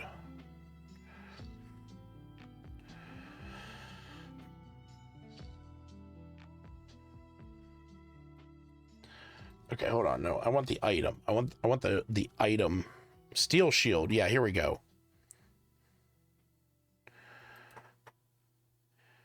So yeah, it has an AC bonus, but it has a hardness. Okay. So, but it also has hit points. And there's, I think BT stands for the breaking threshold.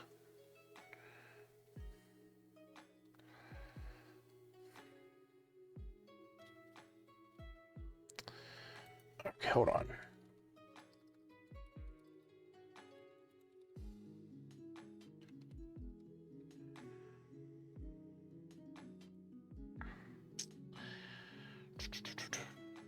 If you use shield block, you reduce the damage dealt by the shield's hardness, but both you and the shield take what's left. Once the shield's HP is reduced to the broken threshold, it's broken, can no longer be used.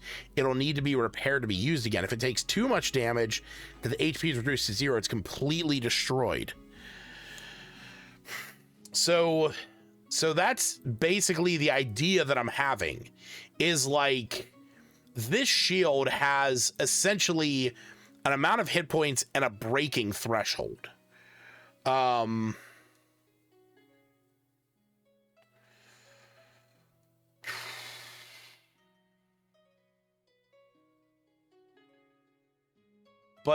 I also don't want it to be, I don't want it to be the damage that it was dealt.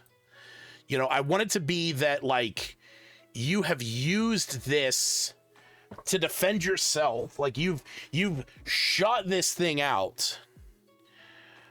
It seemed to self-limit by having the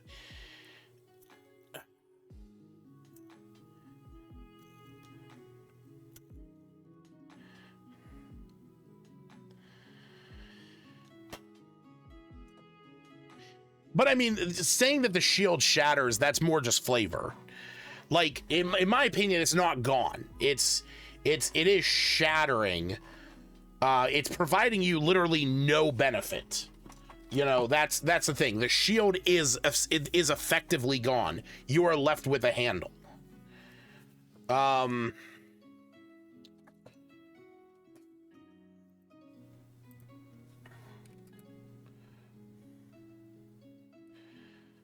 shield can be recharged.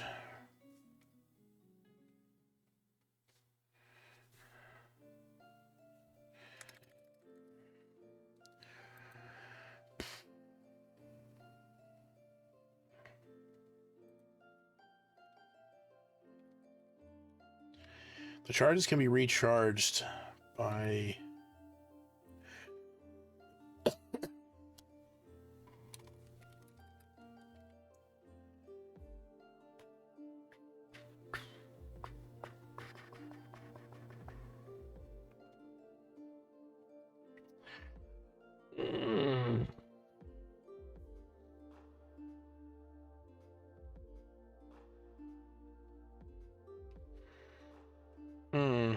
How do I do this?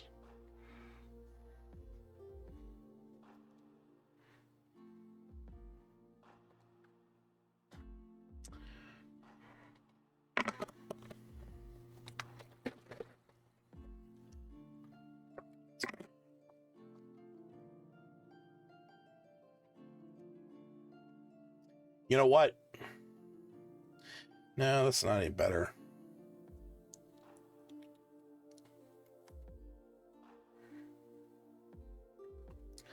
See, the thing is, it's like you click on the thing and it does a thing. Yes. See, it's basically like, are you willing to do this? Do you want to risk losing your AC bonus to do a little bit of damage to some enemies within, this 15-foot cone? Or do you want to keep your AC bonus?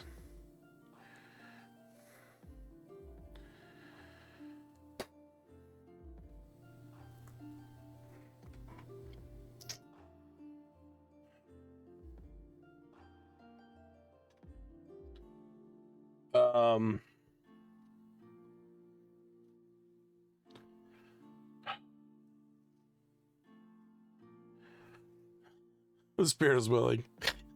The spirit is willing, but the body is soft and spongy.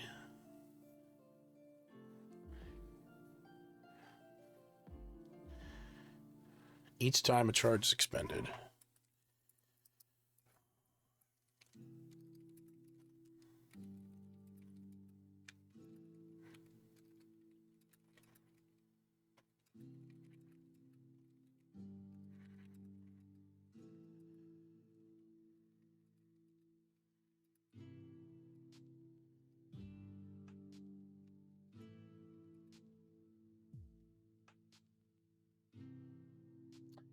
Okay, no, I'm going to get rid of charges.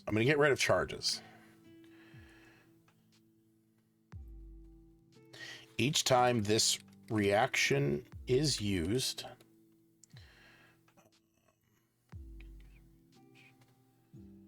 where can use a reaction, creature in the affected area, blah, blah, blah, blah, blah. Each time this reaction is used, the AC bonus the shield grants is reduced by 1. If the AC bonus reaches 0, the shield shatters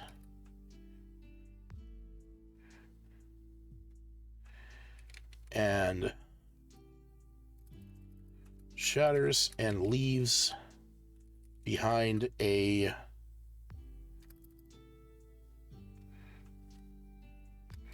shatters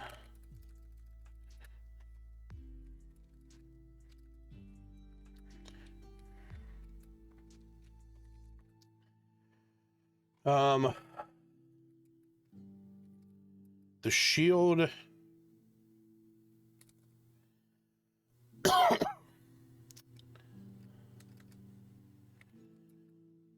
the ice regrows.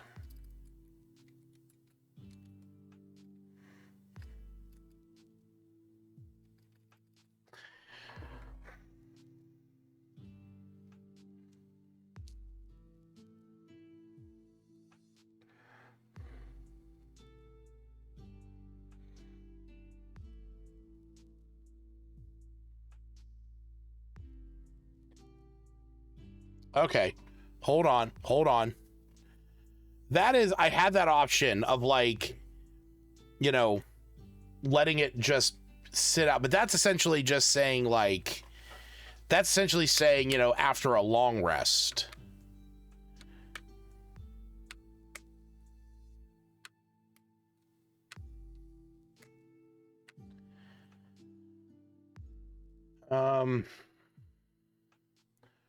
Why does it need a spell? What do you mean, why does it need a spell?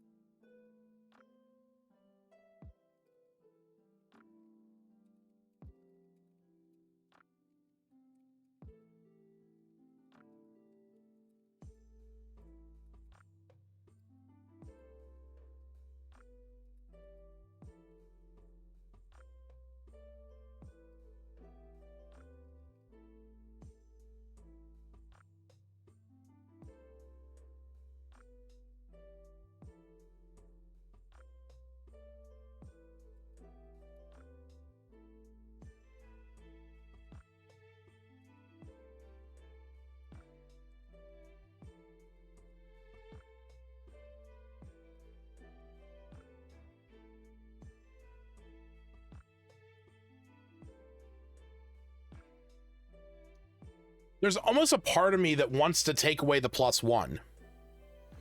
There's a big part of me that wants to take away the +1 because it feels like it makes it convoluted. Like, but at the same time, it's also not. Like, it can be a +2. This just becomes maximum of 4. So the idea that I'm now running with is like, it leaves behind a handle. What if it was a shield? I mean, it's a shield made of enchanted ice. What? Well, okay, but then it's just a regular shield. Then you're only getting one use of it.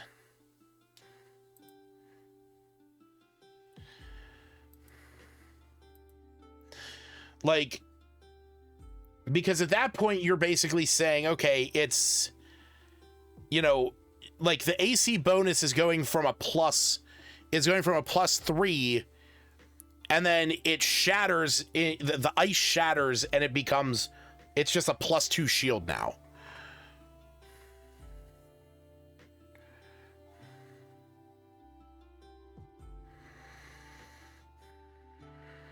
Ray of Frost can regain +1 per casting.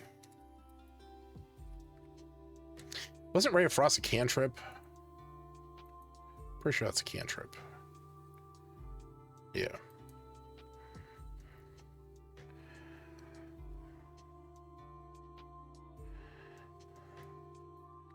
can also just do that. If the shield is covered in ice or snow for 8 hours or is dealt cold damage, then its AC bonus is increased by 1. I meant to a +1 shield. So at what point does it... So it's just always a +1 shield. So then that kind of brings us back to the same problem that we had.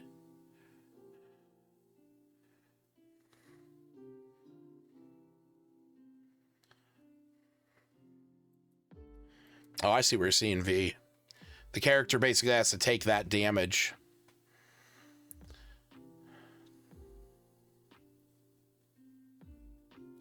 See, the thing is, Stacy, is that it's supposed, like, the idea of having it, like, of having it reduce is that you are making that sacrifice. You are making that choice of either you want to keep your shield, you know, you want to keep your shield giving you the highest AC bonus, or do you want to use this? Because you could use this and it's still a +2. It's still technically a shield granting you a +2 bonus. You know, it's just not getting you that +3 anymore. I don't know.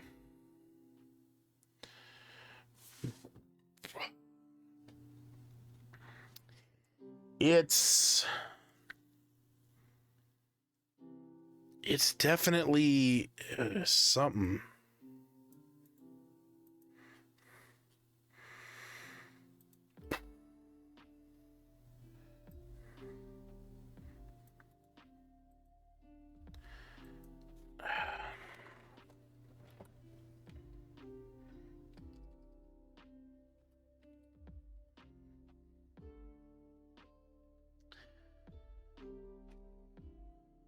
Sorry, what?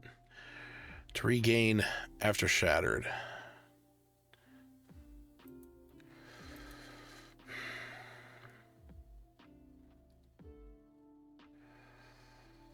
+1 shield made of enchanted ice that never melts.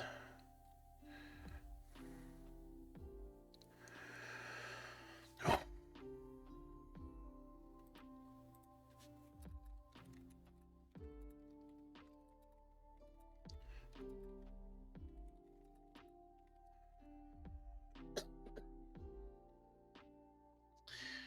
When a creature hits the wearer or misses an attack against the wearer, and the difference between the attack and AC is 3 or less, that already gets so in the weeds.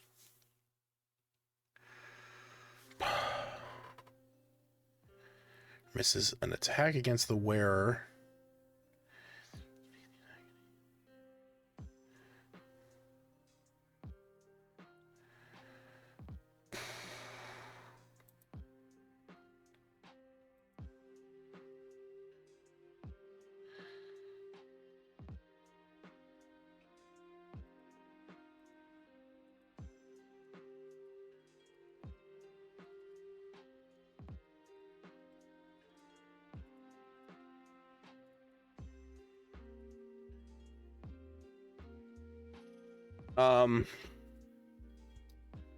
See bonus shield grants reduced by 1. 0. The shield shatters, leaving behind only a handle.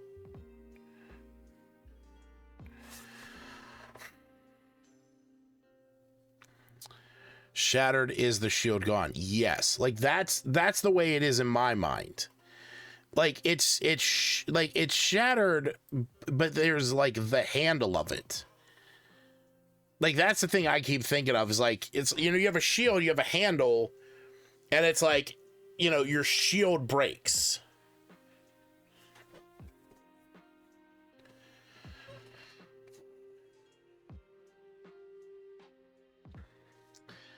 So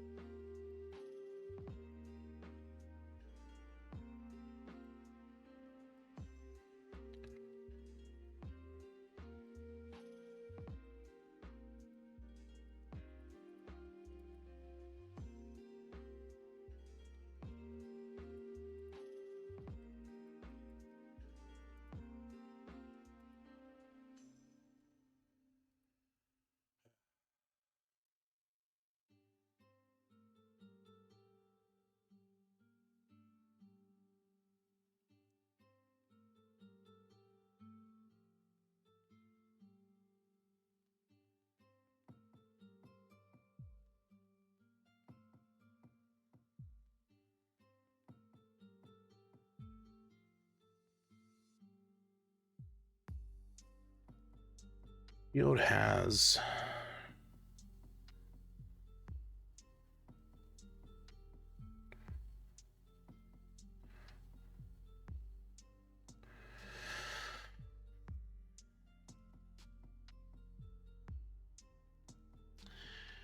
handle. Can you regain it by spell? Spell being, yeah. I mean that could be it.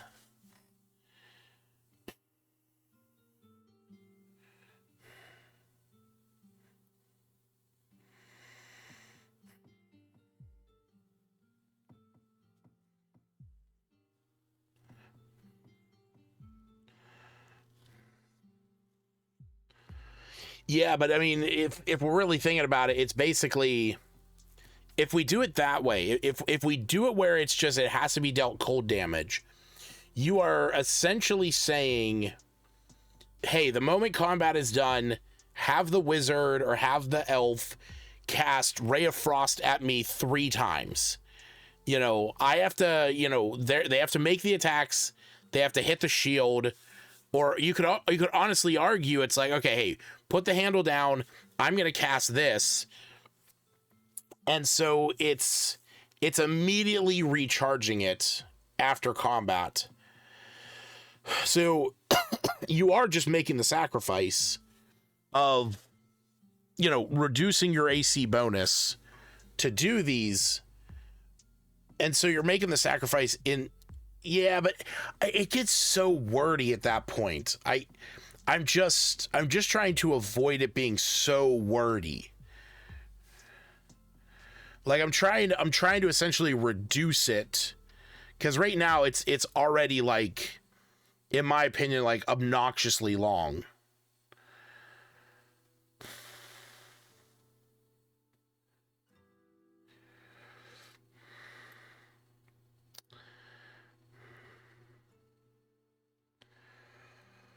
Like that's honestly why it's like my mind keeps going back to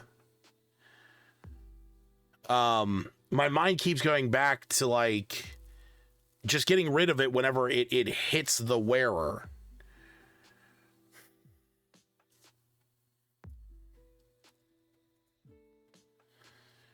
Or misses an attack against the wearer.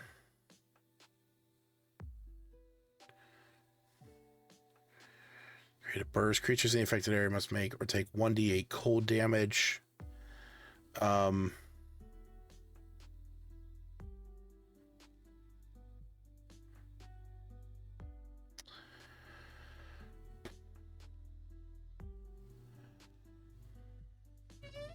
That was also another thing I thought of, is that it can be used once.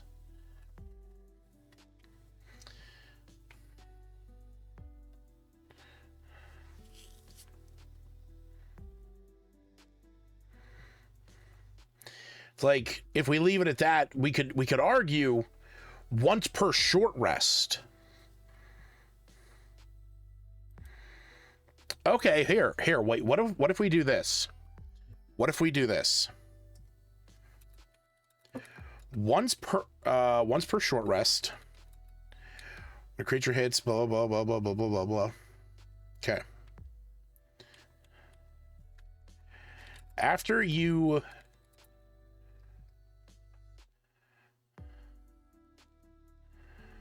after you use this reaction, the shield...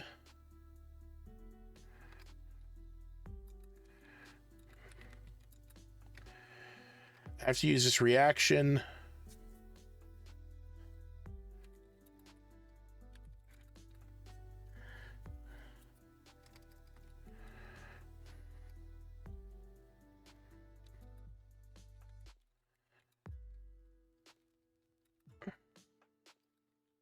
something like that. Something like that. It's a +1 shield made of enchanted ice that never melts. Once per short rest, when a creature hits the wearer or misses an attack against the wearer, and the difference between the attack and the AC is 3 or less, I need to word that more properly. The wearer can use a reaction to create a burst of ice from the shield in a 15-foot cone. Creatures in the affected areas make a DC. We're going to reduce this at this point. No, 15 is still average. Or take 1d8 cold damage. After using this reaction, the shield loses its +1 bonus.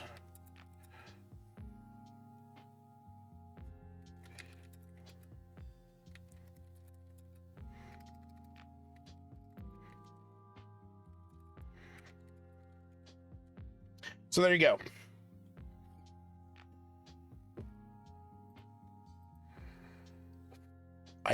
Because we are limiting it to like once per short rest now.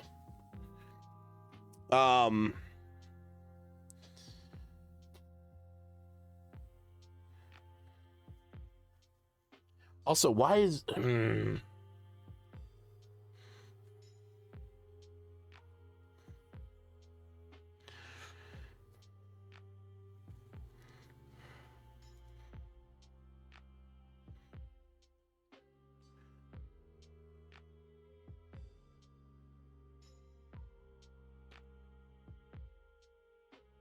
I'm gonna have to think more on this.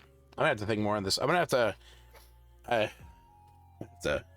to poke this one around a bit more, because I do want to get on to the next item. And also we still got to talk about the monster. So you know what?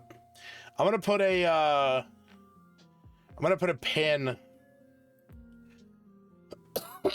on the glacial shield.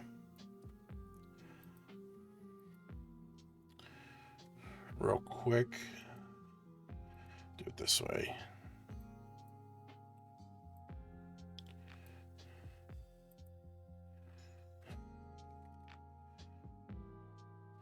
No. We'll put a star.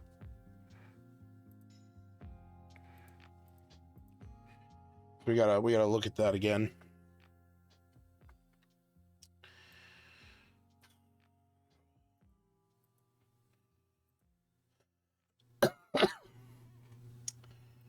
All right.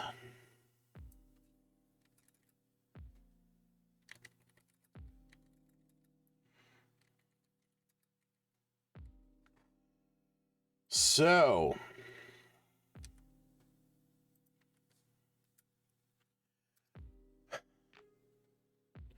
drop in the Discord. I will put this. I'm gonna drop a link. I'm probably gonna have to make a separate document, but yeah, I'll probably put that over in the Discord. This way folks can chat about it some more. We can discuss it more. There you go. All right, so the next one should not be nearly as it's controversial. So this is the Frostbite Dagger. It is a dagger made of ice that deals an extra 1d4 cold damage on a hit. Fairly basic and mundane. But it can be thrown to the ground to create a 10-foot square area of ice.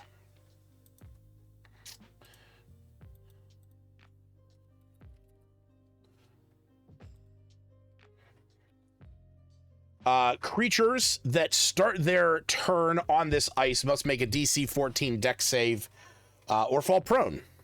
So it's pretty simple, pretty straightforward. It's kind of similar to the grease spell, where it turns that, actually, I didn't even consider putting it, turning it into difficult terrain. Turn the ground into a square of ice.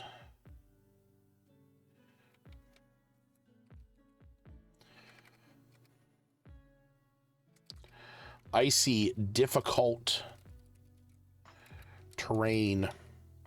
So yeah, it's basically grease. That's essentially what this is. And that's exactly it. From the point of impact, where you throw that thing. So if you consider that the range of a dagger, the throwing range of a dagger, I think is 2120. I could be very wrong. 2060. So, you get a 20-foot range, so it's not as powerful as grease, but you can have, technically you could, you would just be, yeah, I guess you could. You have the maximum range of 60, so it can be thrown up to 60 feet into the ground to create a 10-foot square area of icy, difficult terrain. So right there, like I said, it's the idea that spawned this was just like something that really could play well with the ranger's ability of like slowing creatures down, and that was just played into with like having this dagger that wherever you throw it, the ground becomes ice. And that one was, yeah, like I said, that was fairly simple. In my mind, this would probably be like a rare item or something like that, or you could even probably make this, what we got, uncommon. Could even do that. It could be like a major tier uncommon item. It doesn't come back, so it does stay there. So that is one of those things where you can go up to it and you can go up to it and you can take it out of the ground, but it's kind of like the boomerang, okay? Or it's like if you were to throw a dagger, okay? Wherever it hits, that's where it's gonna be. I might even say, like, you could even argue that, like, removing the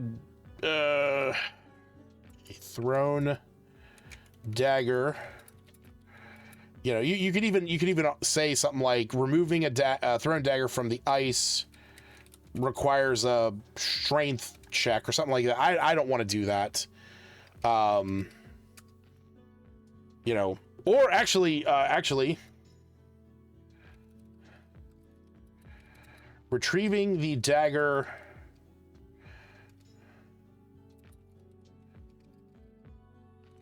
Retrieving the dagger.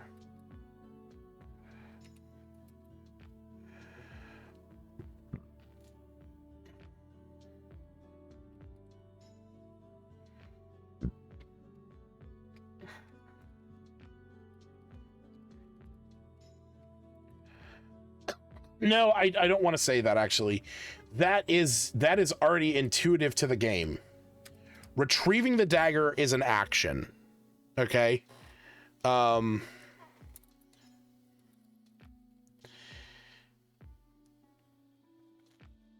It is also unmelting. Yeah, I mean, that was... The Glacial Shield, that was just there for flavor.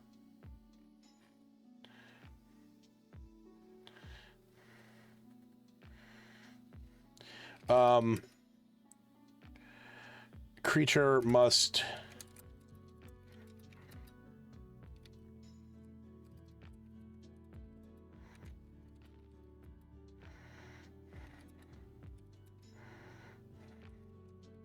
Yeah, it's like you could have something like that. You know, a creature must use an action to retrieve it from there. So it's like you are making a point that, like, once you have thrown this, but like that's an object interaction, okay? But in like the 1D&D stuff, they made a big point to say, like, drawing a weapon is, or picking up a weapon. Yes, you do still have to get across the difficult terrain. So you have to move 10 feet across. So that does already imply it. So like I said, this is kind of redundant. You have to use an object interaction to pick it up anyway, because, oh wait, UA. Like, which one was it? Would it be 8 that has it?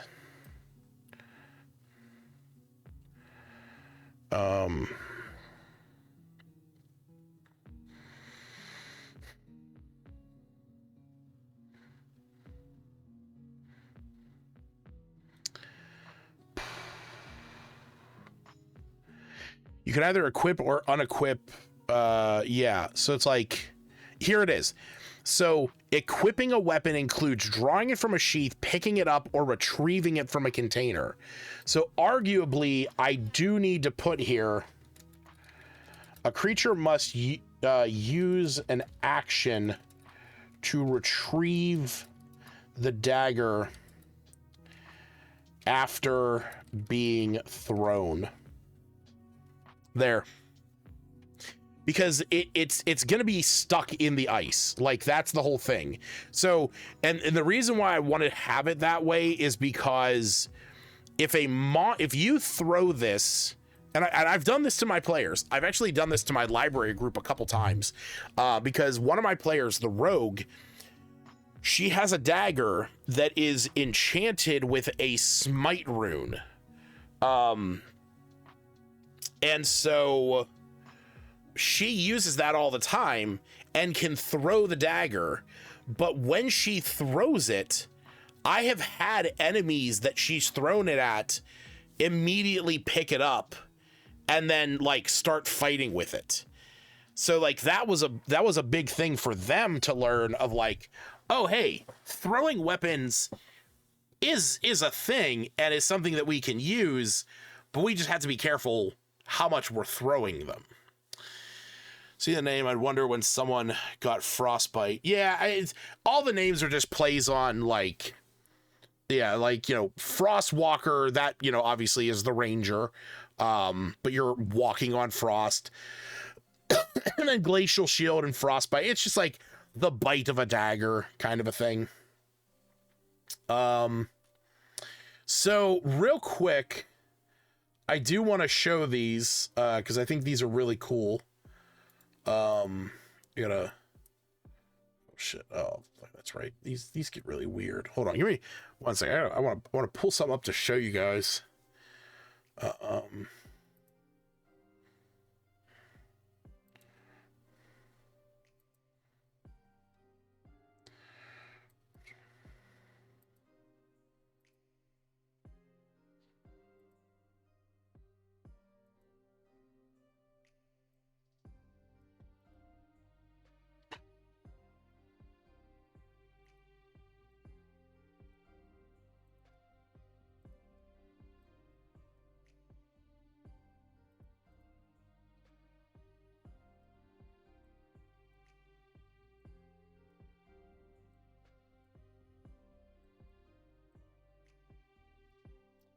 What is up, Bildo?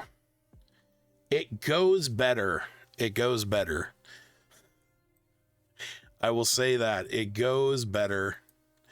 Better than it was. We are going to do monsters tonight. We are definitely going to do the monster tonight.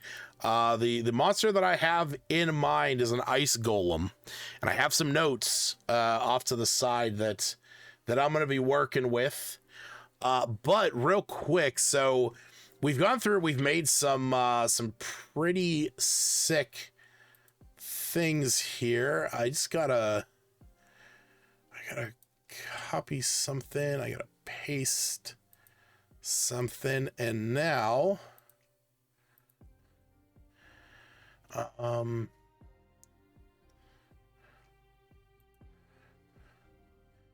so real quick, there we go. Yeah, using some AI art generation to create the art for these. So right there, we got the Frost Walker boots. I really like how it structured this ice. I just think that looks really cool. But yeah, so kind of giving you an idea. They've looked very much. You can definitely tell it's AI. Like, I looked at this immediately and I was like, this shoestring fades into that. And like this one goes into there, but goddamn, for it looks so good.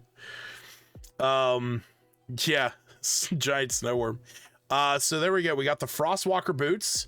We have the Aurora lantern, the lantern with a captured aurora in it that can be used to cast hypnotic pattern once a day, centered on itself without concentration.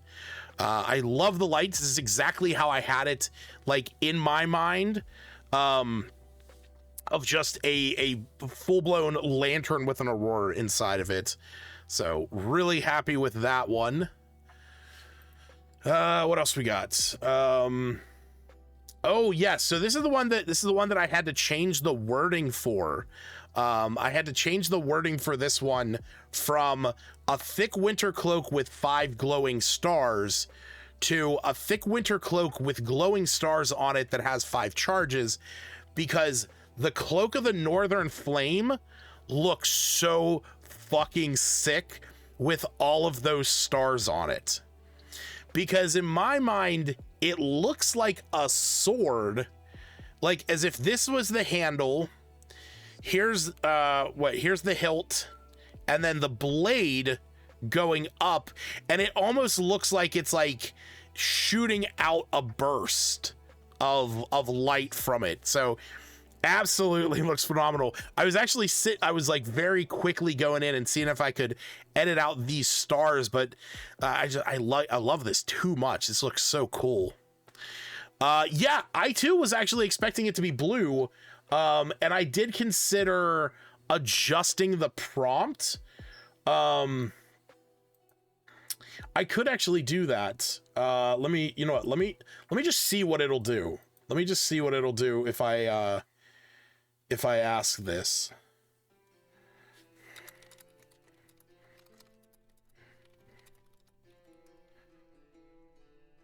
Because actually, you know what? Actually, thought crossed my mind. I'm good enough with my photo editing program that I can probably adjust that on the fly.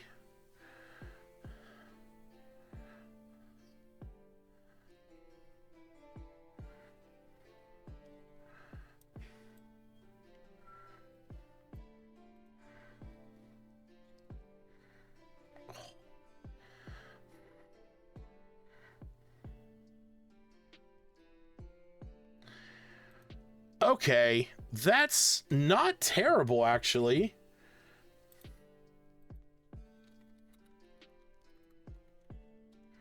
One second to show you what I'm looking at here. So here is my change. There's my change. So just literally taking the same thing and just altering the hue of it. which I don't hate that. I think that looks pretty nice too.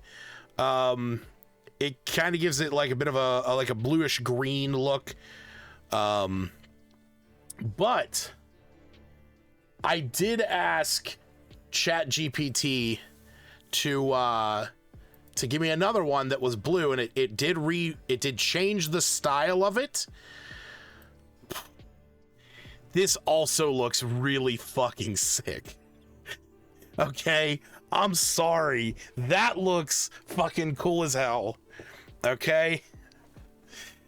There's gonna be this is a hard sell for me, because while this is cool and all, and this looks good too, that, oh my god, that looks so cool. Ah, shit, it has to be this. It has to be this. This looks so badass. All right. So yeah, this is the Cloak of Northern Flames. And you know what, actually, hold on. Let me do something real fast. I can actually do this. I do want to see what ChatGPT can do. I use it all the time. I fucking love it. It's the best.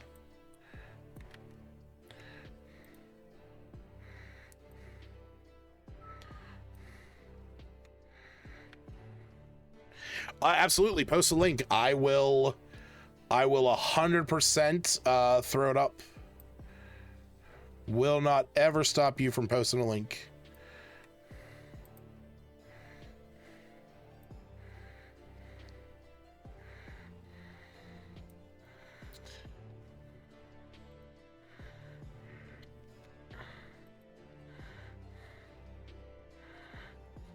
Wait, that picture?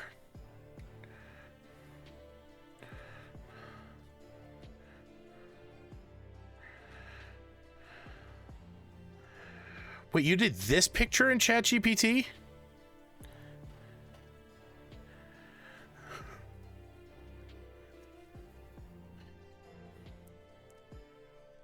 Or wait, are you talking about like all of this?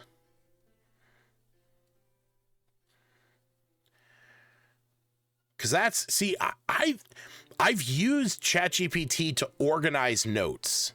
I've used it to like do generators, all the markdown code. Yeah.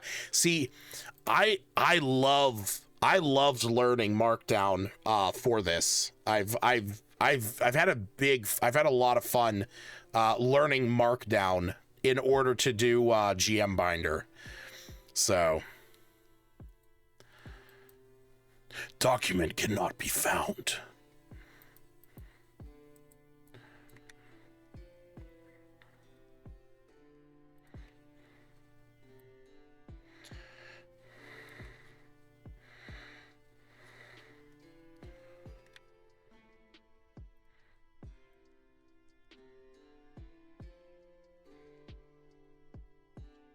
Mr. V. Oh yeah, see that's good. I say, like I said, markdown code is a pain in the ass. Shit, I wonder if that's what ChatGPT can do. I'll probably use that in the future to like structure stuff. I'm all about that. Whatever help I can get. Okay, so this is a very minor change. And I mean, when I say minor, I mean a very minor change. I'm gonna do Blue Cloak 2 is what I'm gonna name this.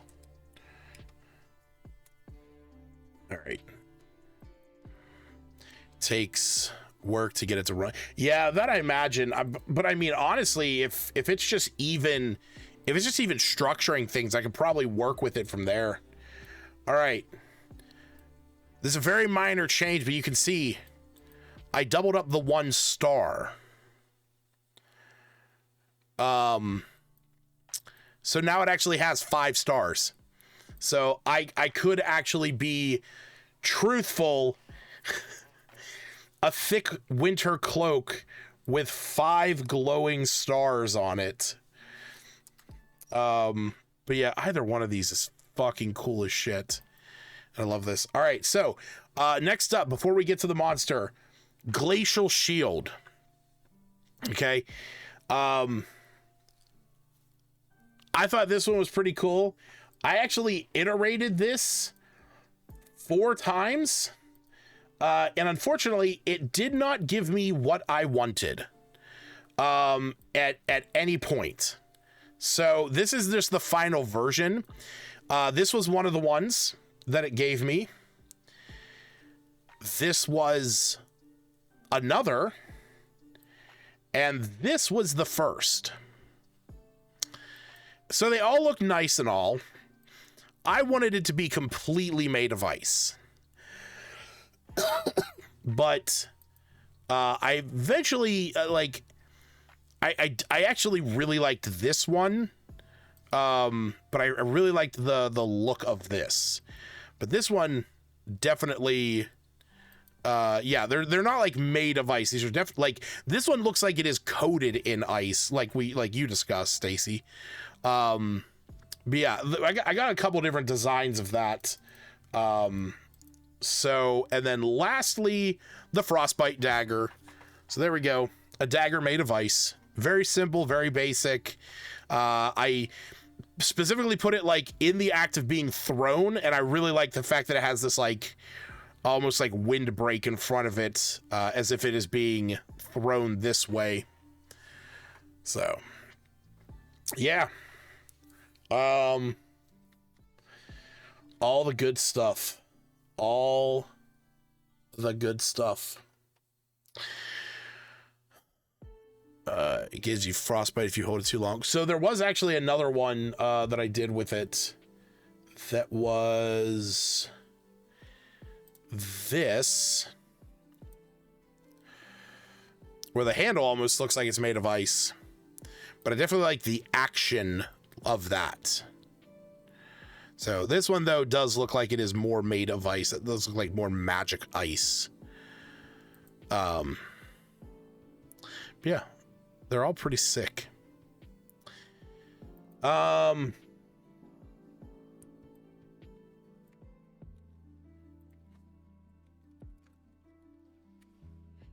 But now we got to talk about the ice golem. And this is one that has been sitting with me for a bit. So I have some notes. Basically more or less just some of the abilities that I want to give it. So I'm thinking large construct.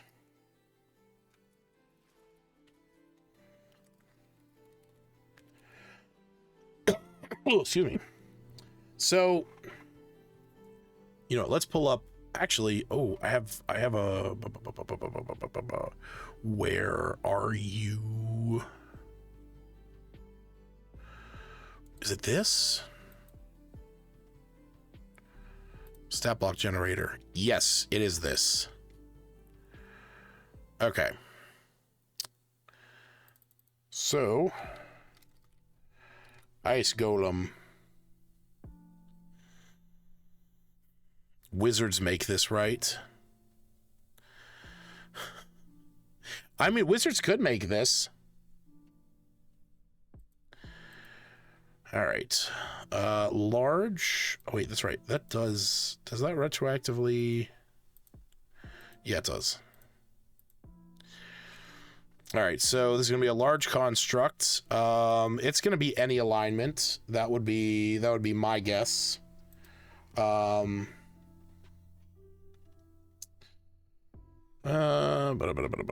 Okay.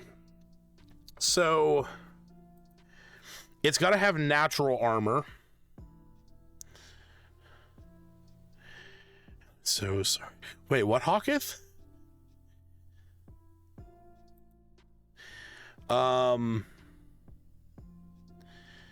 Natural armor bonus.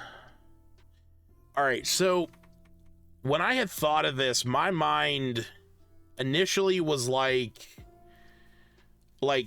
leaning more towards like a mid to higher, or like a low medium to medium CR, like a 7, 8, or 9.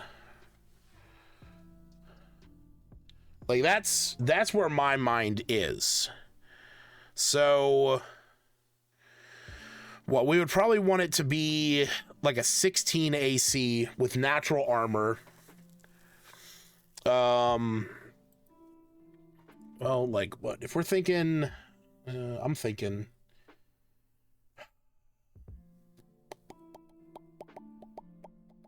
around like CR7.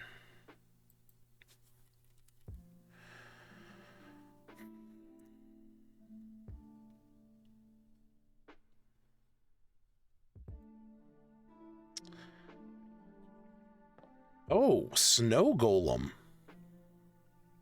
Interesting. Where's that from? Oh, that's from Icewind Dale. Interesting.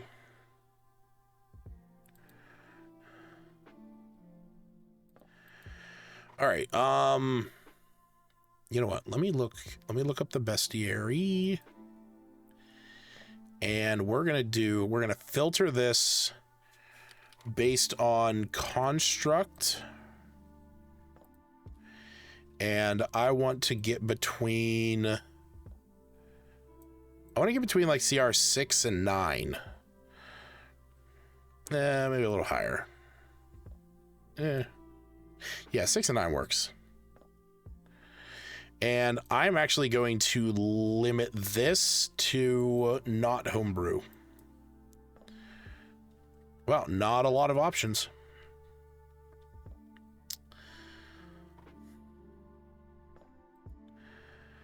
Ooh, what the fuck? Blech. So that's a mechanical one. Mechanical. Oh, crystal. Wait, I know that. Oh, that's from Ghost of Saltmarsh. Okay. Clay golem. That's up there. Yeah, I definitely wanted to have a higher AC than that. So yeah, 16 is probably where I'm gonna lean. As for its hit points, so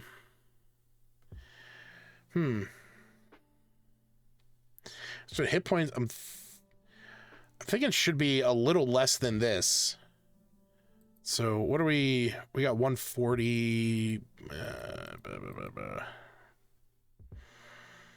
Kind of thinking about 120. If I can get it around 120 with modifiers and everything. It's gonna have a D10 for its whatchamacallit, for its hit die. So if we bump that up to about a 12 now, but we gotta set its scores. This thing's gonna be strong. It's gonna be made of ice. It's not particularly gonna be that fast, but it's also not gonna be slow. I would say it probably has about a similar constitution to the whatchamacallit, the clay golem. I mean, everything in here seems to be around like 16, 18 and whatnot. So I think that's good. Intelligence, yeah, we're probably gonna dump intelligence. I don't want to make it so dumb that it doesn't listen, but 3 is probably fine. And then get the fuck out of the screen. Seriously, I just closed this advertisement and it's just immediately back. Fuck off. 1, I guess.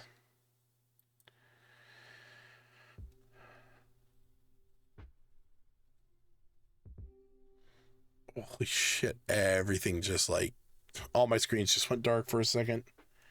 That was weird.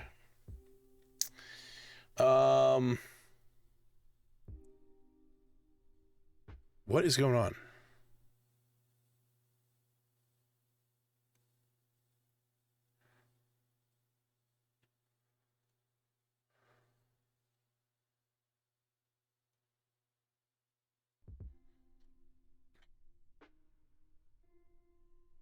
Okay, that was weird.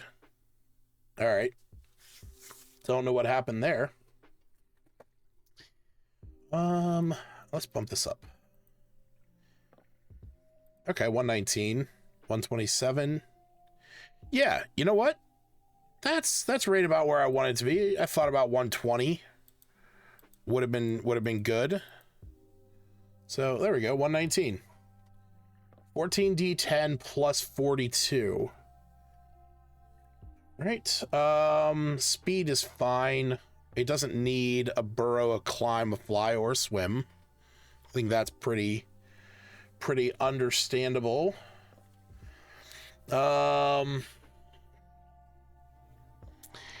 As for its abilities, probably not going to give it any proficiencies there.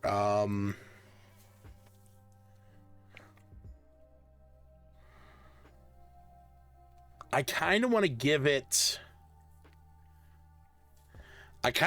like whatchamacallit,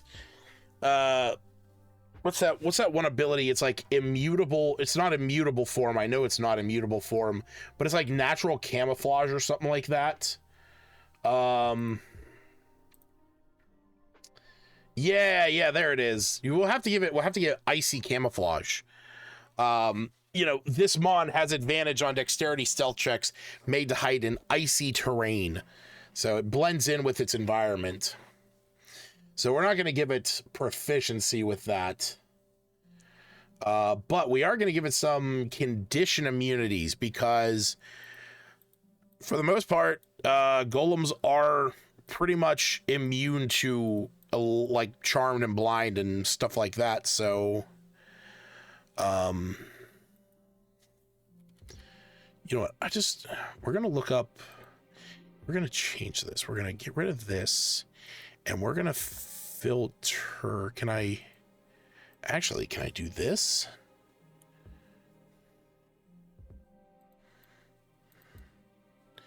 Oh, sweet. I can just filter by golem. Oh, look at that. Look at that little guy, little snow golem. Nice. And this is actually pulling only from official. What is...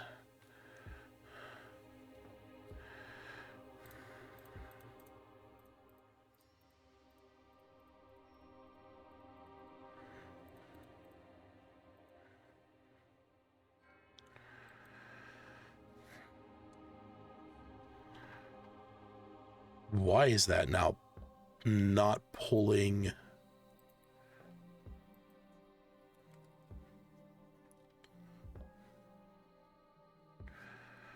Wait, what? Why is it pulling all kinds of different stuff?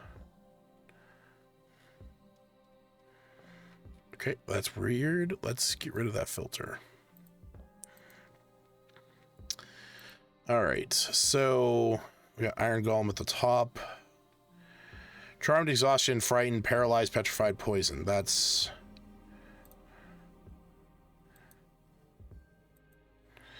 Yeah, I'm like, my mind is going like stone, you know, stone, flesh, clay. Yeah, they're pretty much all the same. All right, so can't be charmed, can't be exhausted, can't be frightened, can't be paralyzed, can't be petrified, can't be poisoned. Yeah, I think that's good. Now it's damage types. What is it? So it's going to be vulnerable to fire. I think that's pretty understandable. Snow Golem is, yeah. So vulnerable to fire. I'm gonna say probably within the same vein of this. Immune to cold, poison, and non-magical damage. I think that's pretty understandable. So cold immunity, poison immunity, and non-magical attacks. By the way, if you've never used this website before, it can be melted. I mean, I guess if you are arguing of like, if you're only dealing fire damage, I guess you could say that it's being melted, but I mean, it's kind of.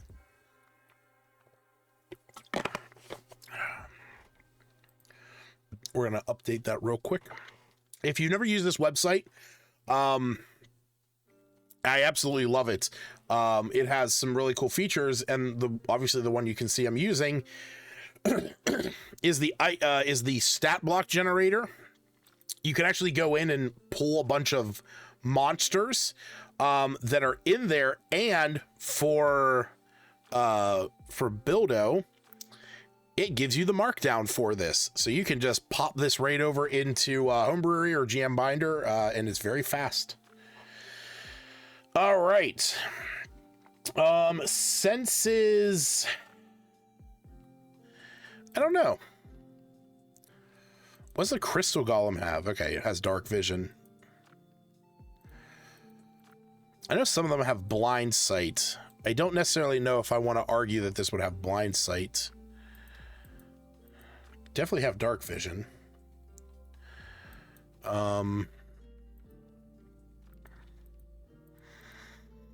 Yeah, let's go with dark vision.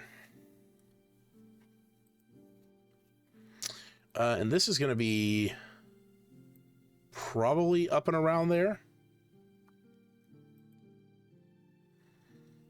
Probably, yeah. All right. So now we need to give it some abilities. We're going to give it Icy Camouflage. That's going to be its first one. Oh, shit. Icy. All right. So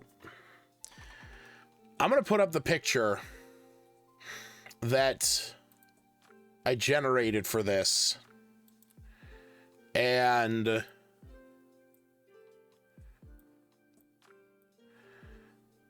shit, what the fuck? Stop it.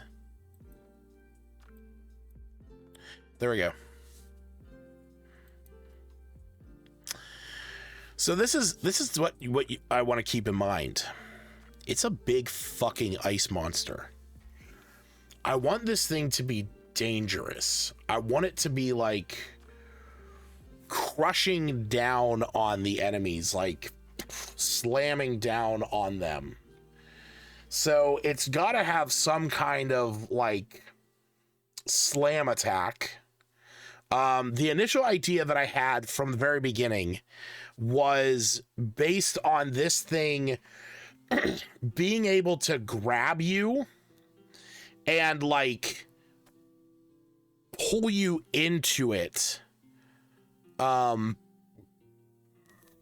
like pull you into it, and then you are restrained as you are coated in ice and you begin to like suffocate.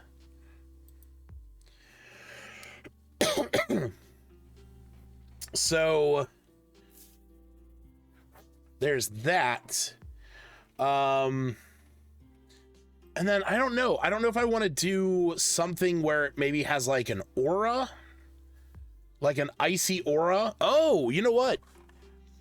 We could do something that plays, into, similarly to how the Frostwalker Ranger slows enemies down. we could play into that and have it be that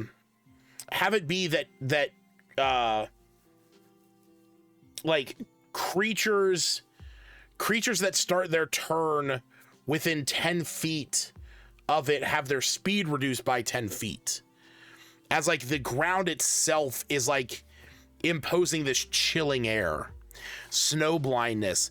See, I don't necessarily know if I want to go down the route of like snow, just because there is a snow golem. Oh, look at that. There is actually a thing called melt. Interesting. When an area of extreme heat, they lose. Yeah, that wouldn't be the case.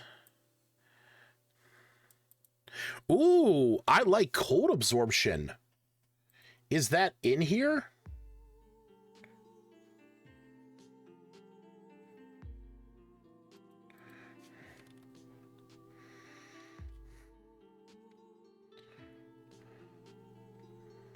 I really like that ability. That sounds cool to me.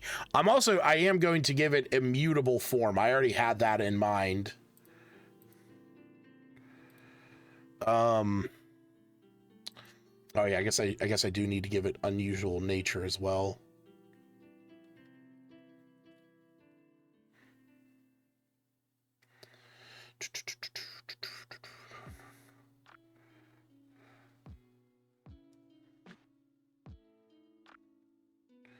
I really thought unusual nature was already in there.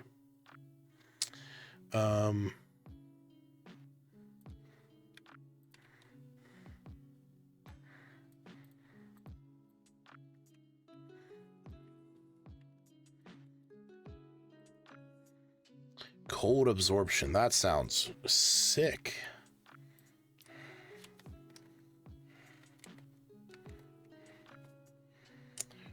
We can actually do this.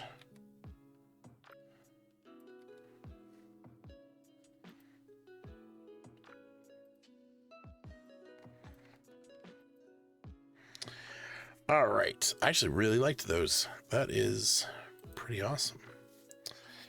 All right. Well, we need some attacks. We need some actions. All right. So what's something we can do?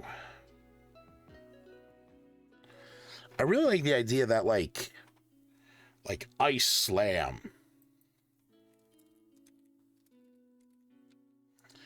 Oh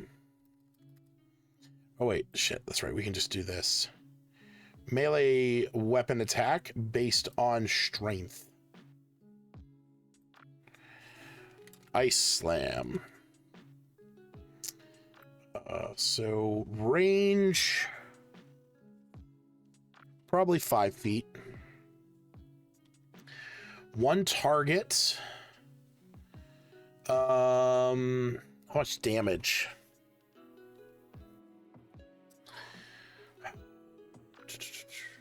So this thing is up there with this.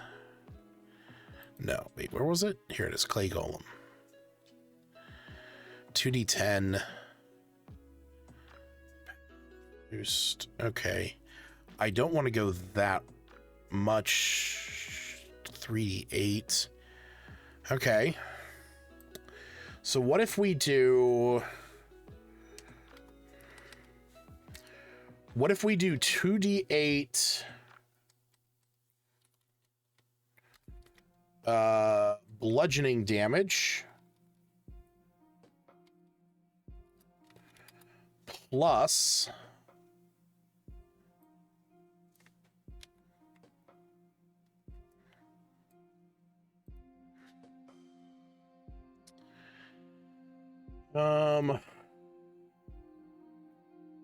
plus 2d6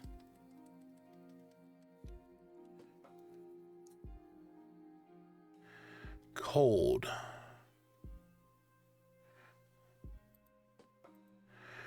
How much are you doing? You're doing 2d6. How much are you doing? I think that's a little much then. 2d8. Yeah, that's a little much then. I still wanted to...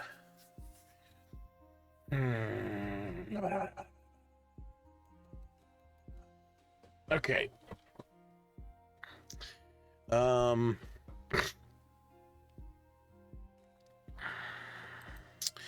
Well, we can do... Okay, how about we do this? We'll just do 1d6 cold damage. And we'll do... Oh,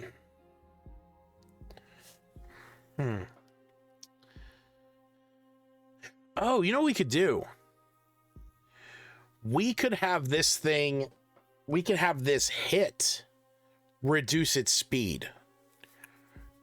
We could have the aura just dealing that extra little bit of damage that I just took away there.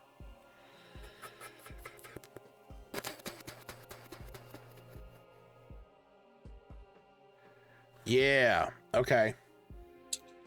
All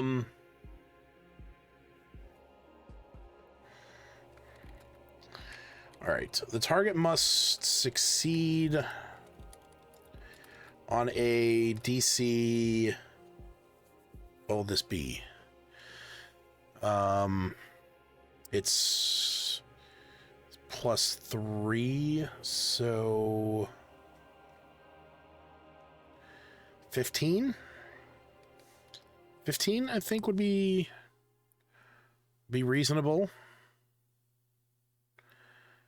Do these have... Oh, yeah, DC 15. Okay, cool.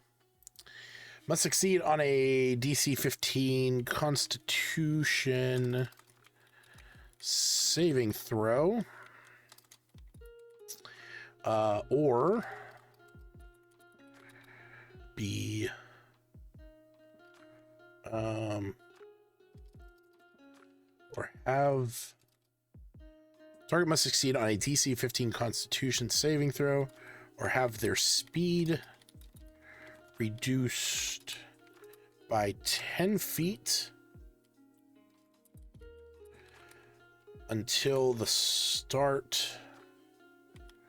No, yeah, until the end of their next turn. Target must succeed on a DC 15 Constitution saving throw, or be partially frozen, have their speed reduced by 10 feet. Okay, cool.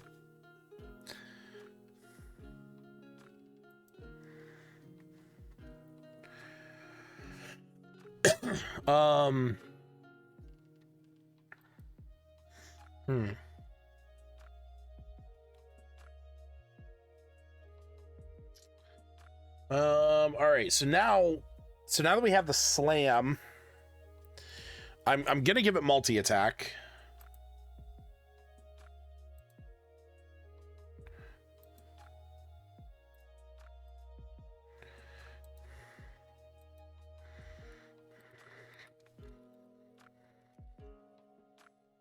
Oh, did that wrong.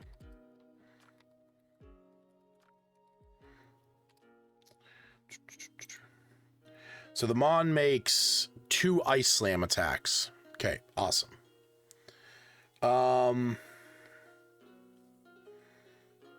I still want it to be having this an ability.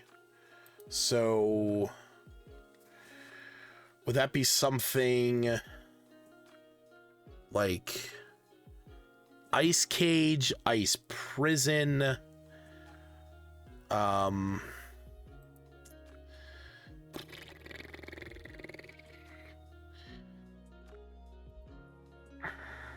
Frozen Grasp? I don't mind. Oh, wait. What about Frozen...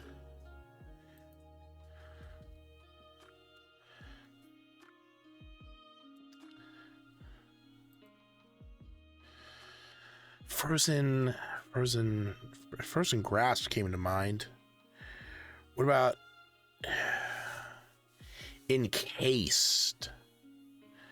ice encasement. We already have ice slam.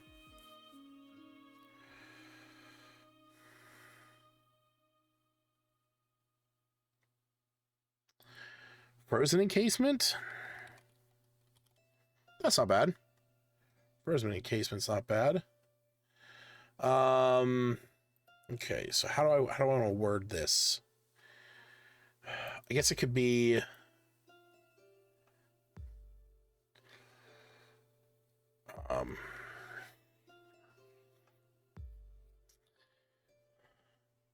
it's gonna hit the creature.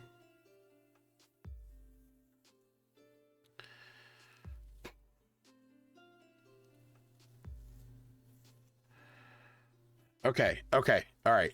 Here, frozen encasement. Melee weapon attack. This is still gonna be 5 feet. It's not gonna deal a lot of damage. It's gonna be like 1d10 or 1d12, something like that. So this is going to be cold damage. Yeah, 1d10 is fine. So, cold damage. One target, cold damage.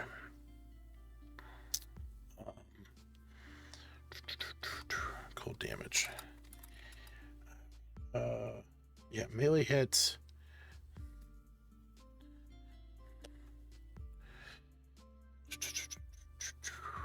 If the creature, if the target is a creature, how do I want to word this? It's grappled. I want it to be that when it hits it, it grapples. So anything else that has something like that?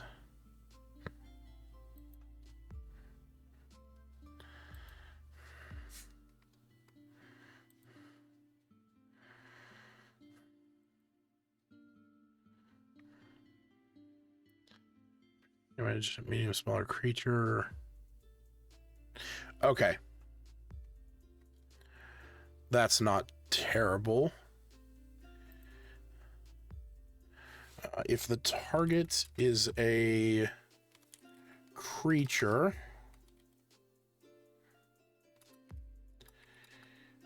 if the target is a creature, it is encased in ice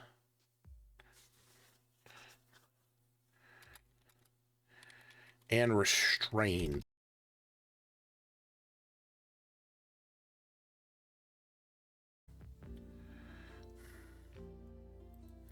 If the target is a creature, it must make a dexterity saving throw. Is that how I'd want to word that?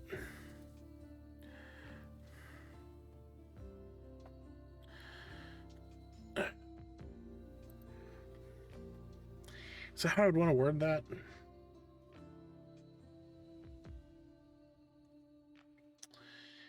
So you must make a dexterity saving throw. Or become encased in ice and restrained. Oh. Target is a creature. Okay. Oh, shit.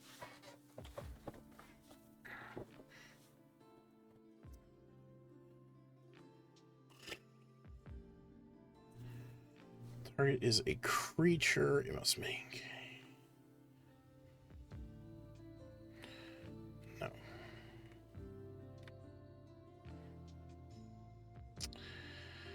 Target is a creature is encased in ice.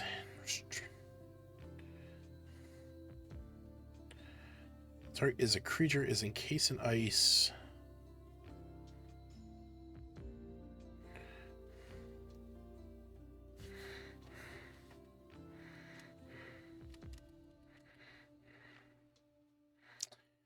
The target is a creature. It is encased in ice.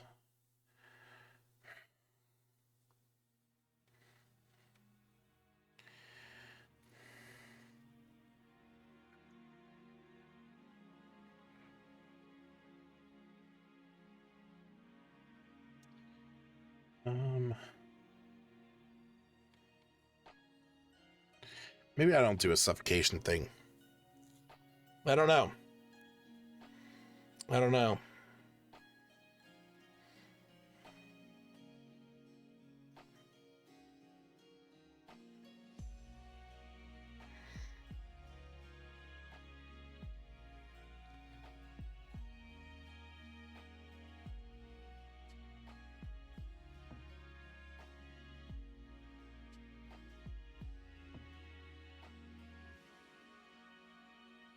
Hmm.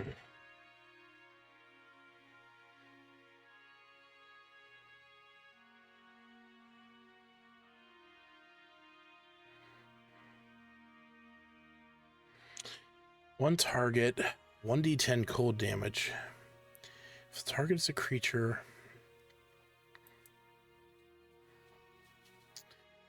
the target is a creature, must make a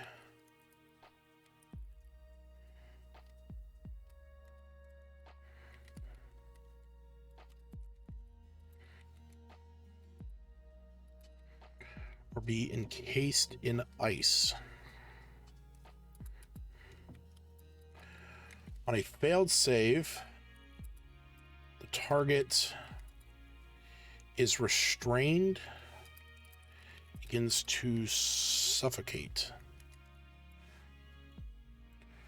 Okay, so we got that.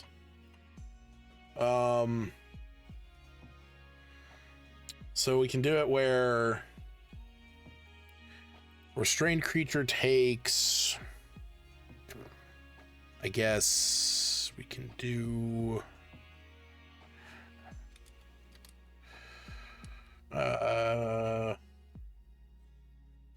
2d8, 3d8 cold damage, 2d8.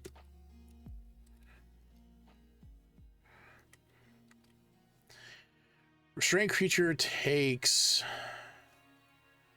oh wait, actually I think that would just math it out. Yeah, I don't want to do that. Restrained creature take, oh wait, what's the average of 2d8? It's 9. No, actually I am going to bump that up. So the average of that would be 14. Yeah. Is that right? 4.5 plus 9 is 13. Yeah, 14. Strange creature takes 14 cold damage at the start of its turn. The creature, no.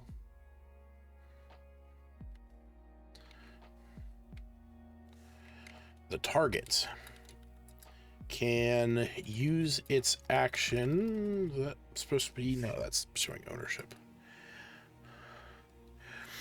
It's my first time here and I heard something about suffocating. Someone already like, hey, what's up, man? Yeah, so we are in the process of designing an ice golem. So welcome HTH. So we are, I'm trying to come up with the details for an ability where basically this big guy on the right here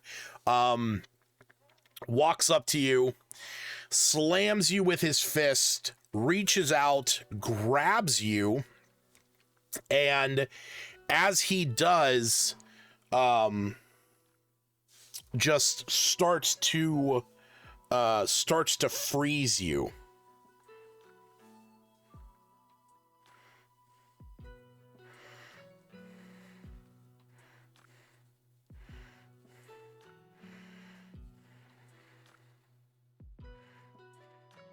Sorry, my mom just messaged me that my dog's downstairs sleeping in an upside down bed. Oh, Han Solo and Carbonite, yeah. I have a solution. It starts with an F. Fire? Fireball. Amen to that. It does have vulnerability. I made sure to give it vulnerability to fire, so it definitely will take that extra damage. Yeah, so the target can use its action to make a oh shit, I never put a DC up here. We're gonna do DC 16. Actually, no, we went 15 before. We went 15 before. Vulnerable to acid? No. No, adding too many vulnerabilities makes it too weak.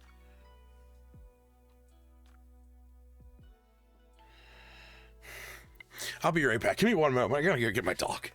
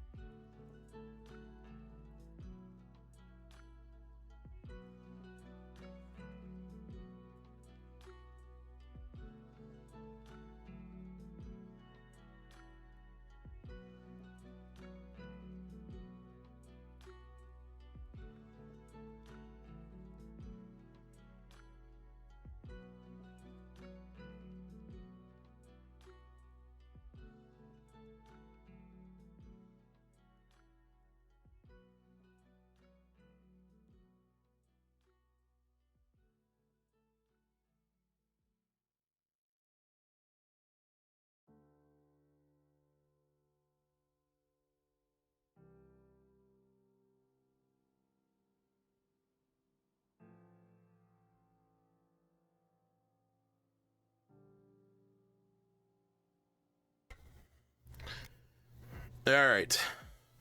I am back. Oh, I have rescued the proclaimed shivering little pug. You okay? I know. I know. It's a good boy. You gonna go sit down in the warms? Yeah. Okay. You sniffing? You on TV? You're on TV. Yeah. Okay. You know, buggo. Yeah, buggy. Yeah. Okay. I know you hate being held. Hate it. Go ahead, play it now, bug. All right. Could you have a rogue character who has one spell and it's fireball, and that's all he will ever know? I mean, you couldn't necessarily have just a rogue character.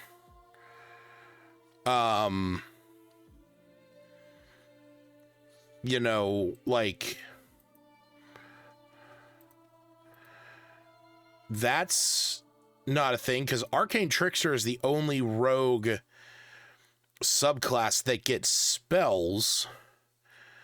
But I mean, you would get a 3rd level spell at 13th level. So I mean, but the thing is that you can only learn enchantment and illusion spells. So you couldn't even learn Fireball, because Fireball's obviously evocation. Now, technically, we want to get super technical about this. All you have to do is be a no. You cannot take, unless it's a homebrew feat, you can't take a feat to get a 3rd level spell.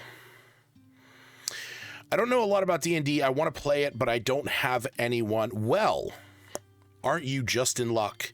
There happens to be a wonderful gentleman that watches this stream and is also a part of the greater D&D community, and including my community over at kelfscorner.com, named Bilbo, who's actually, he was here, I don't know if he's still here in the chat, he was here just a little bit ago, and actually posted over in my Discord that he was looking for folks to play in his games. Now keep in mind, he does charge for his games. He is technically a professional dungeon master, so you do get a level of understanding about it. But you are more than welcome to go to kelfscorner.com and click the Discord link there. Yeah, Hawketh, he definitely did. I just don't remember how far back it was. But yeah, you are more than welcome to join the Discord. We have a lot of folks in there that are hanging out and that play different games. And you know, if somebody's looking for somebody to join, or if you want to, you know, ask around. Oh yeah, there it is. There it is. Yep, in the promo billboard. Looking for players 5E. So yeah. If you are interested, like I said, join the Discord. You can go to kelfscorner.com, or you can click the About button below the stream. There's a big old Discord button there too. Also, join other communities. You can go to D&D Beyond. They have a D&D Beyond has a okay forum system. I just realized I didn't have the wizard on. There we go. So they have an okay forum. It's not crazy, but they do have a looking for players and group system in here.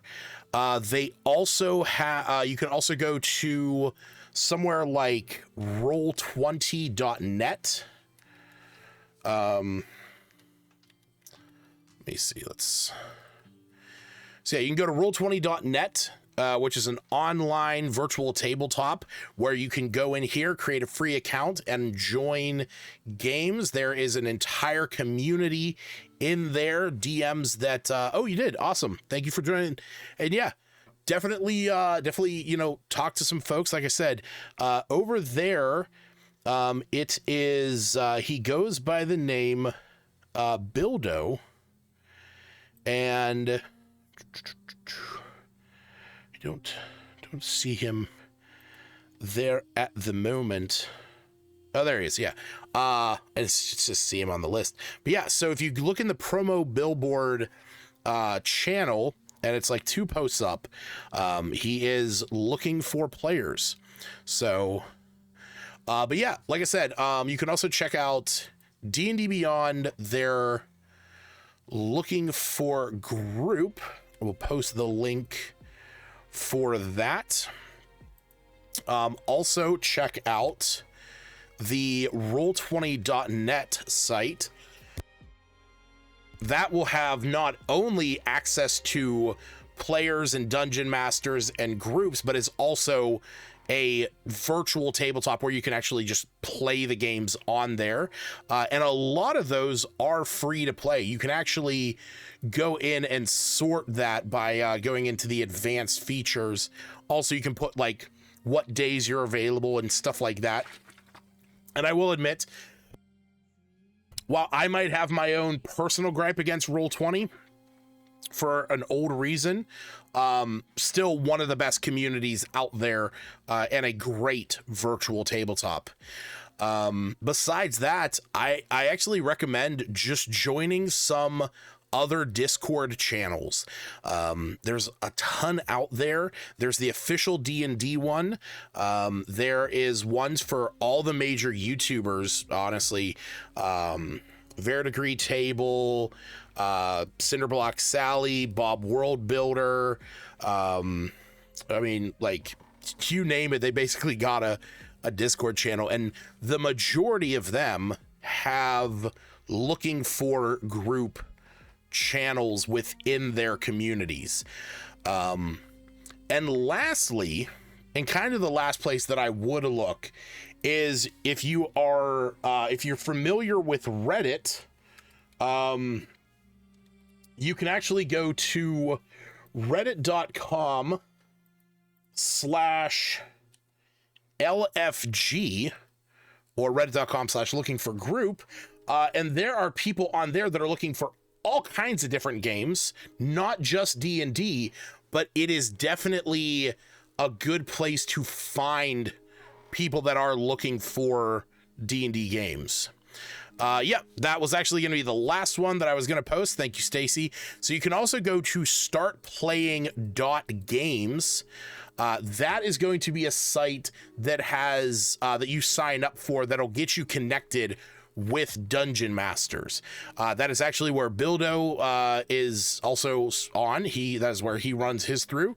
A lot of those dungeon masters on there do charge, but they do have free options as well.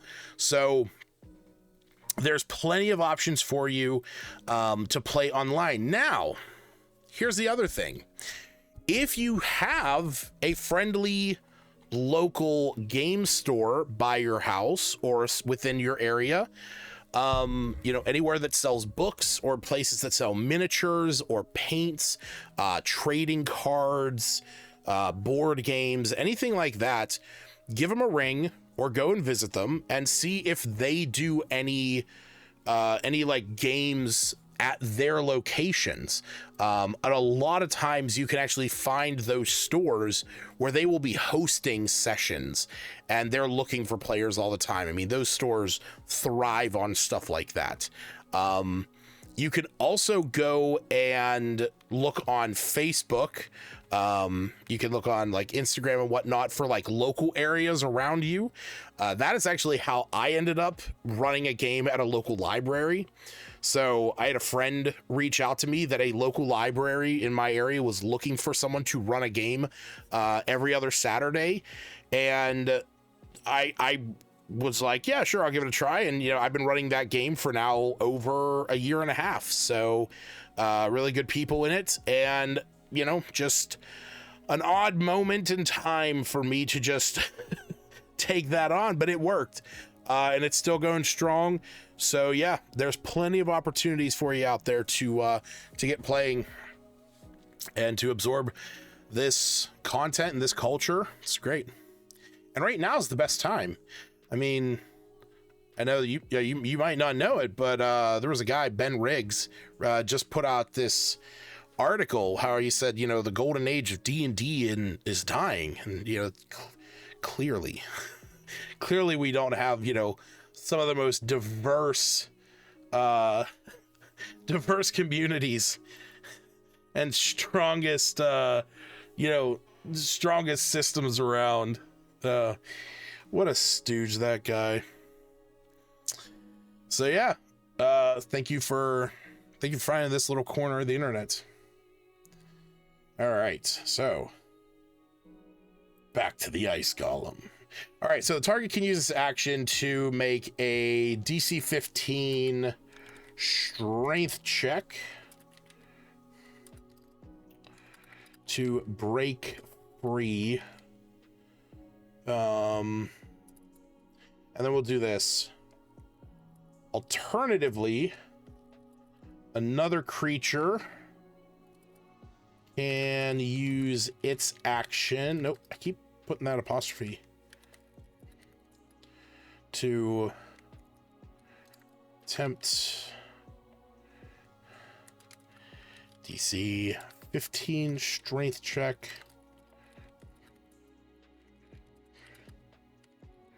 Strained creature.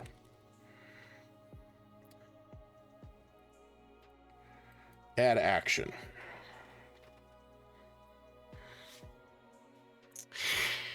Yeah. Oh my god. That article by Ben Riggs just boils my blood. Yeah, it's like that's one of those things where it's you know, I get where he's coming from. Oh, thank you, HTH. Thank you so much for the follow. I understand where he's coming from. You know, he makes the claim that, you know, the community is diversifying. Need to go to bed. It's 1 yeah, dude, I feel the same thing. I'm gonna be heading off here soon. So you have a good night. Thanks for stopping by. I'll see you in the future. Swing back Thursday. We play some video games here Thursday night at 9:30. So if you're into different video games, come back and hang out with us for a little bit on Thursday. So peace out, man.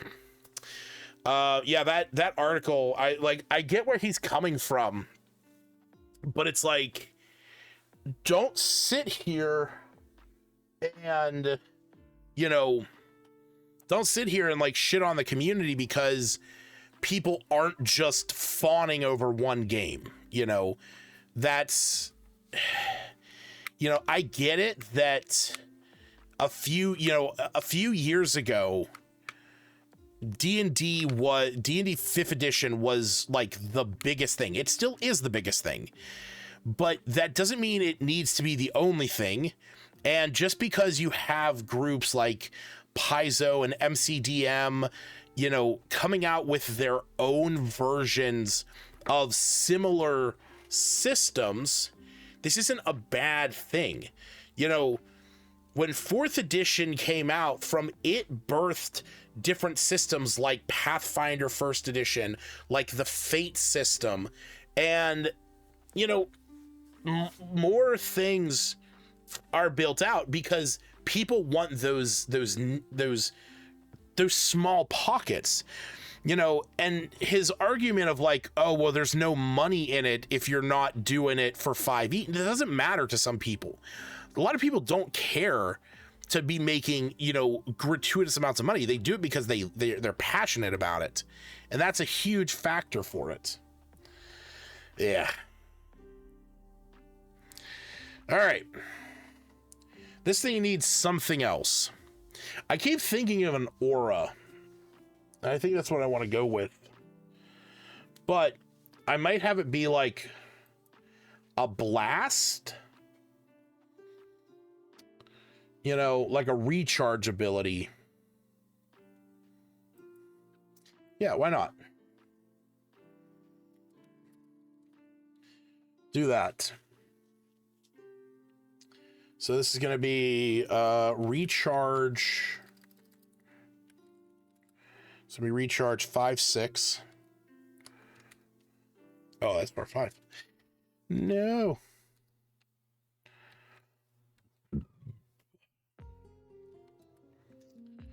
All right. The Mon.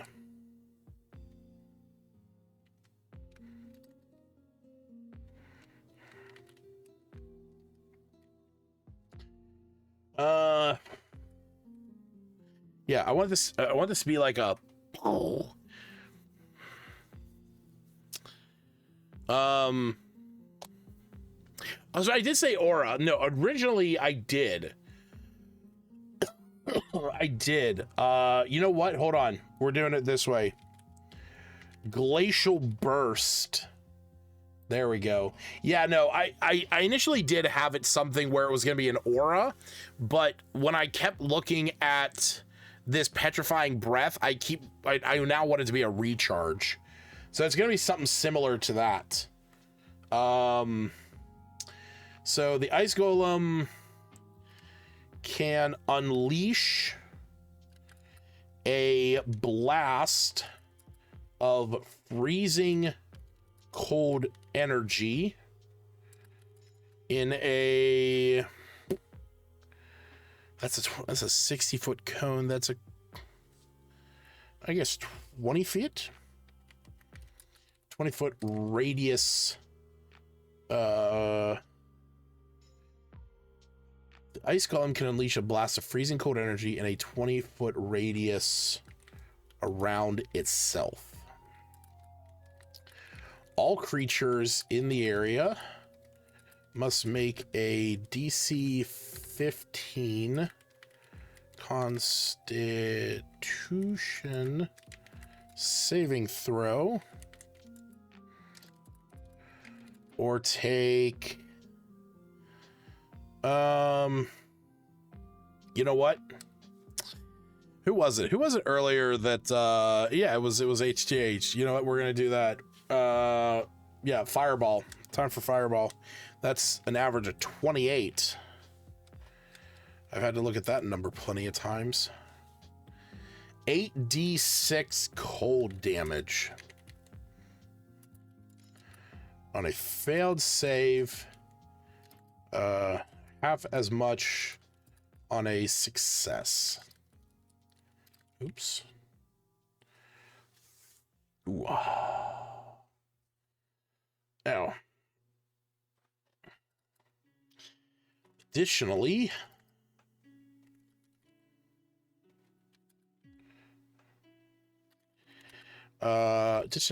creatures that fail the saving throw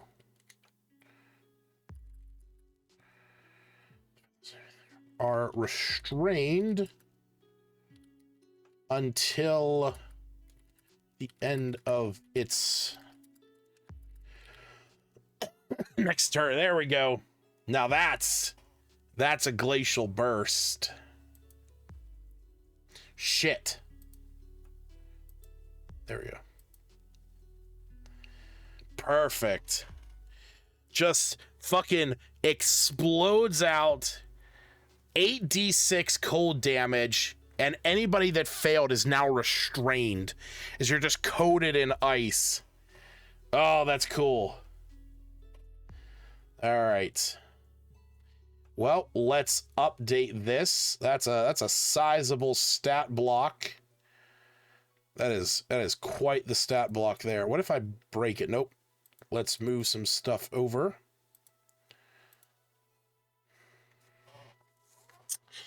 What do I like more? Do I like this?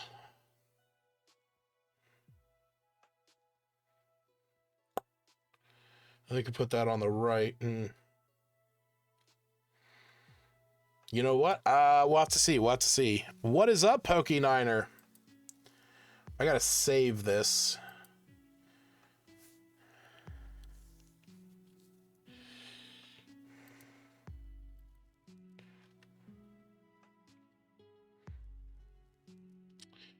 Because what I have to think about is how it's going to go on the PDF.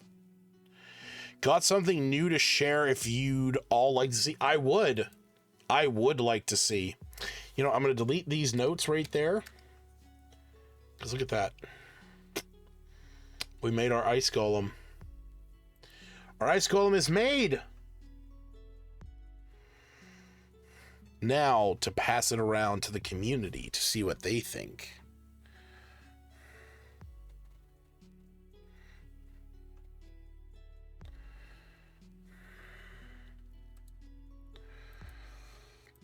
Ranger Art. Oh my God. Wait, what the fuck? Okay. Did you... Hold the fuck on.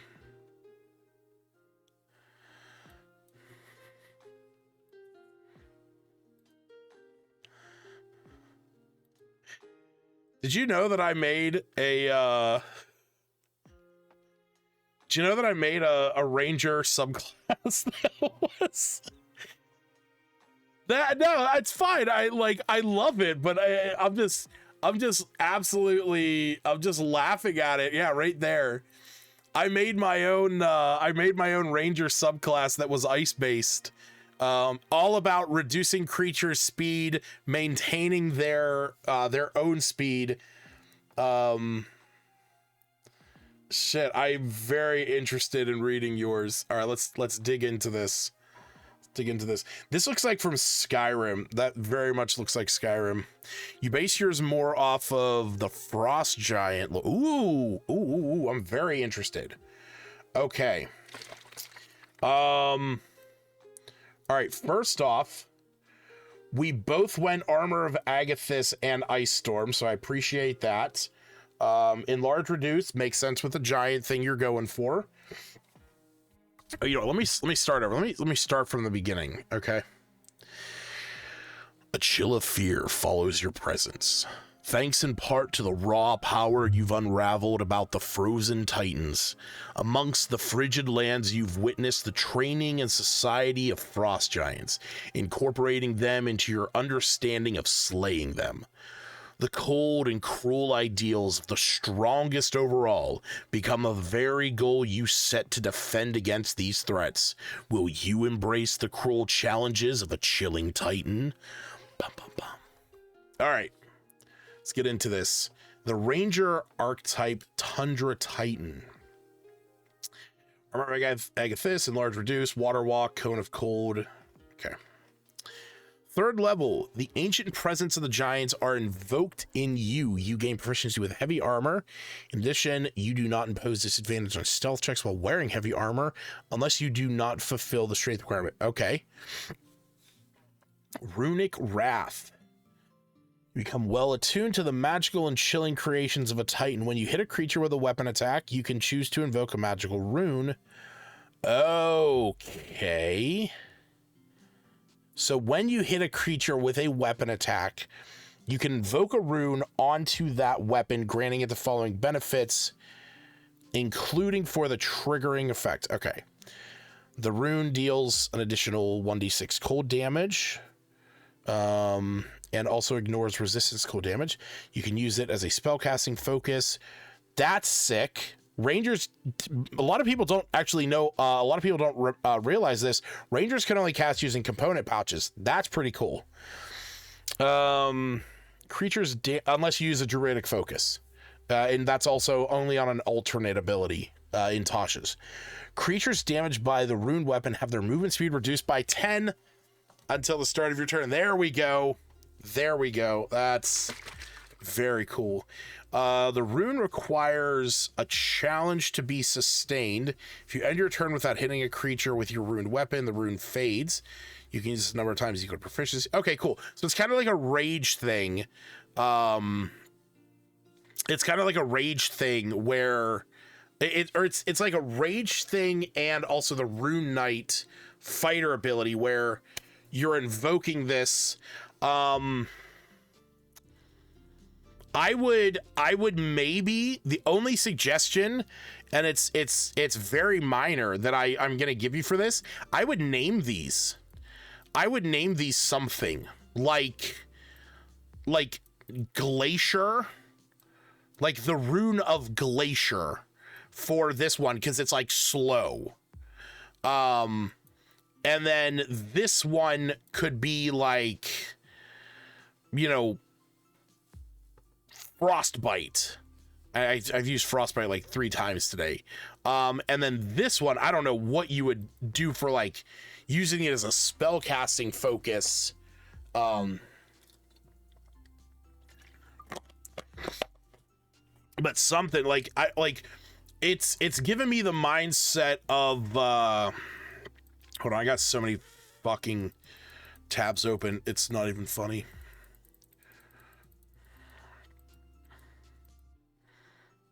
Oh, holy shit. Holy shit. It is all of them. It gains the following. Oh shit. That's even better. Wow. Okay, that's fucking sick.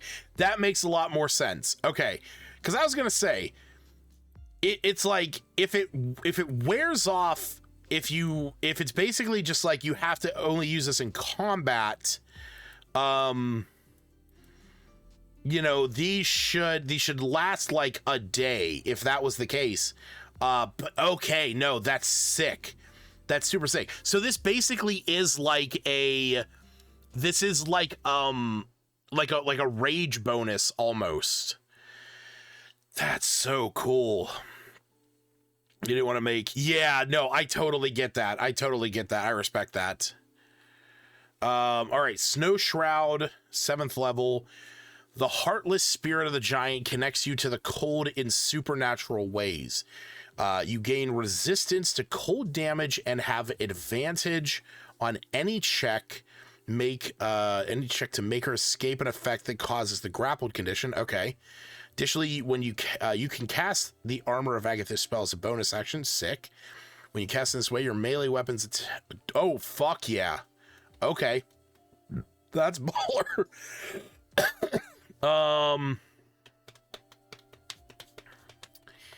Once you cast a spell using this feature, you can't use it this way.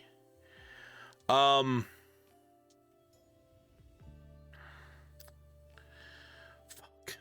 Damn. There's a part of me that like, yeah, no, you're making the right call using the wisdom.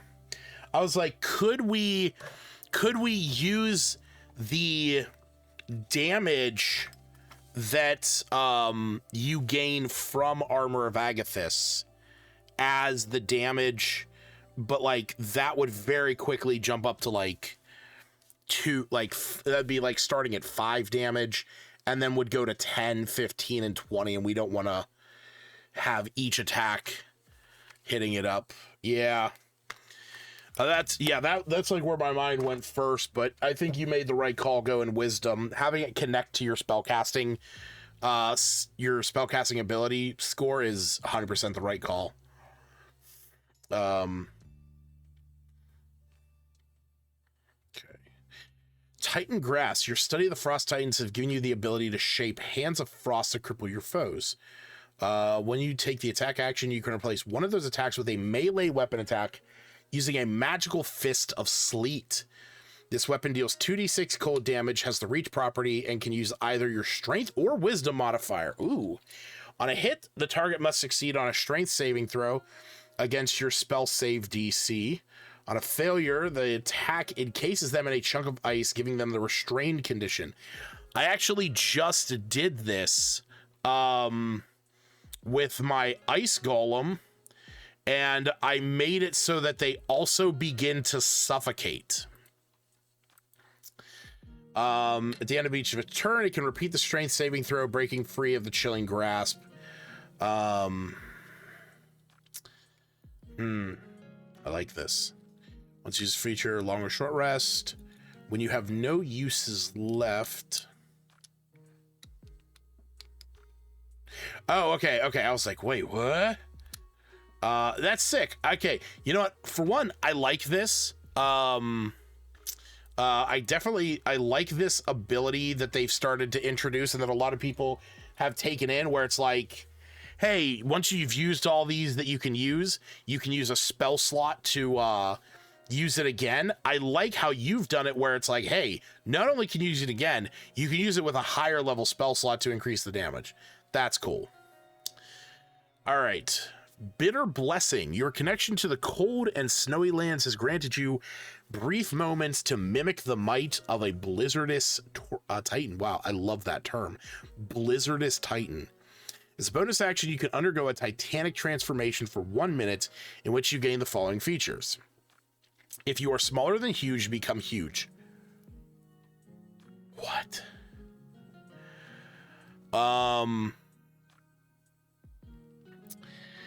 Okay, if you're smaller than huge, become huge along with anything you're wearing. If you lack the room to become huge, your size doesn't change.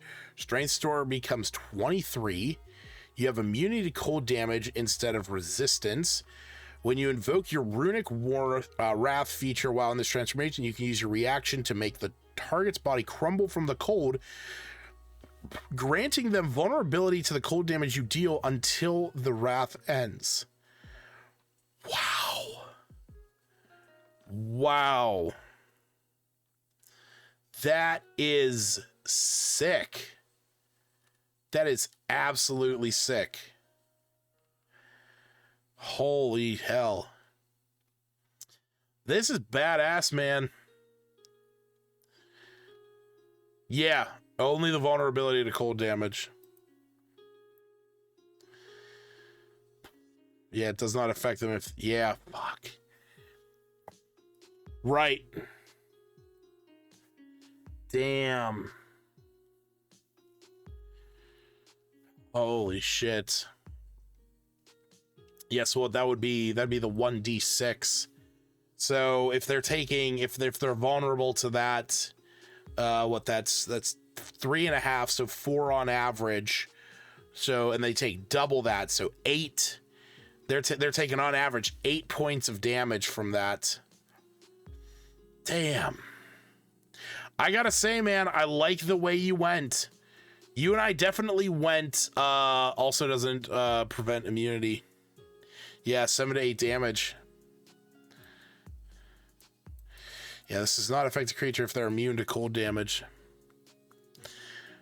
Oh, man. I gotta say, man, this is badass. This is sick. We definitely went 2 different routes with our rangers, but I really like yours. This is awesome. Oh man, that is sick. Such a cool idea, going into the route of the giants. That's cool. Oh man, I gotta play with mine. I gotta do that on my next day off. Fuck, my next day off, I don't even have a next day off. Shit. Biggest issue I had was working on Snow Shroud. Yeah, that... I mean, the resistance... I mean, it makes sense, like... I get why it feels that way, because it's like this is obviously tying to the giants because it's giving you heavy armor. This is tying to the giants because it's based on runes. This is tying to the giants because it's based on strength and it's a giant fist of ice. And this is clearly based on giants because you're becoming a giant. But the Snow Shroud, making a strength 11 ranger, yeah. You know what?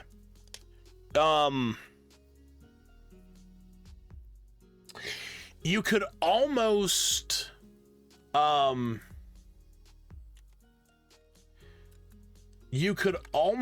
do it where it's like the Snow Shroud is more of like an icy aura. Well, yeah, I mean, rangers can be strength based, but wisdom is still their spellcasting modifier. So that makes sense. Because yeah, a lot of the stuff in here is melee. Like when you hit this allows it to be anything, but Snow Shroud is melee attacks. This is a melee weapon attack. So yep. Yeah.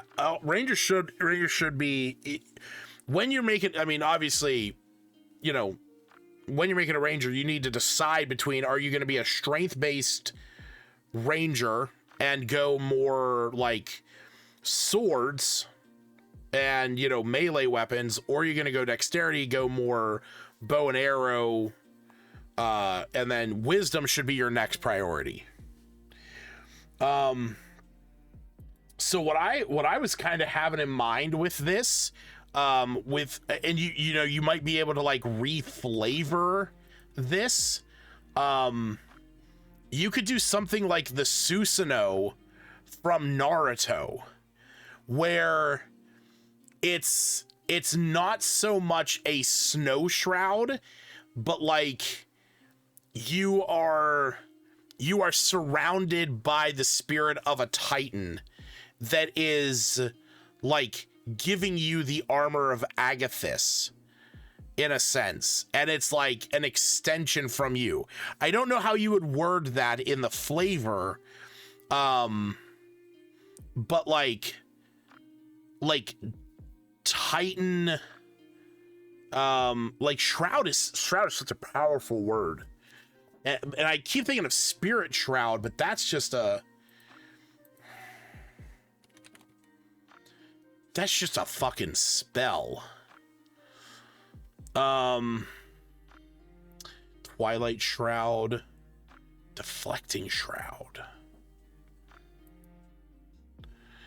Yeah, I don't know how you would, if it doesn't feel right. You can make it feel right by just like adjusting, you know, the flavor of it, because this definitely is giving you, this is definitely building into the melee centric idea of the subclass. I love this thing. This thing is sick. I'd play this in a heartbeat in an Icewind Dale campaign. Totally. Oh, that's awesome. Oh, that's weird. Why we got doubled up? Huh. Well, I think that's probably going to be it for me tonight. We got through a lot, though. I want to say, we've been going now for almost 4 hours. We're on week 3 of our awesome, one other thing I wanted to share was a warlock thing. Well, send it to me. And oh, you know what? Post it over in the what is the word I'm thinking of? My mind is blanking. Because I'm pretty sure you're over in the Discord. If you're not in the Discord, go join the Discord and then post it over in the homebrews. And I'll take a look at it. So yeah, thank you, Hawkins. My mind is gone. Yeah. If you want to, yeah, go to kelscorner.com or just go to the about button below the stream, and join the Discord. And, oh, I don't have that bot set up. Here, I got you covered. Here we go. Copy. There. Bam. There you go. That'll get you right to the Homebrews channel. But yeah, we got through a lot tonight. We did. I actually wasn't expecting to do all 5 or do like 5 items, but I'm kind of glad I did. You know, it feels like a good variety.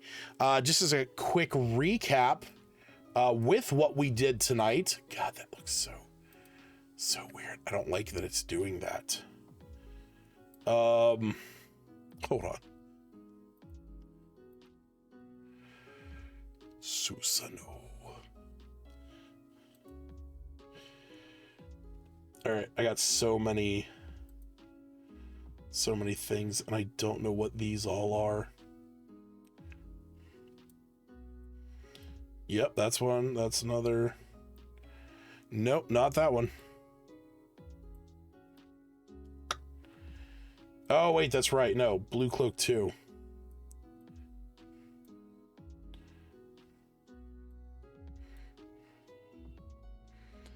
You know what? Actually, which one was it? Was it this one?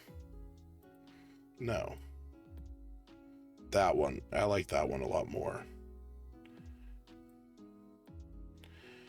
Oh, wait, which one? Here it is. Perfect. That's all of them. All right. So yeah, just as a recap for what we talked about tonight, a lot of stuff that we got to work on. We have the Frostwalker boots, These let you walk on ice or snow, ignoring difficult terrain. And once per day, you can use them to walk on water by freezing the surface beneath your feet. And this effect lasts for 10 minutes. We have the Aurora Lantern. A lantern with a captured aurora within it, emitting a mesmerizing light display out to 30 feet of bright, another 30 feet dim.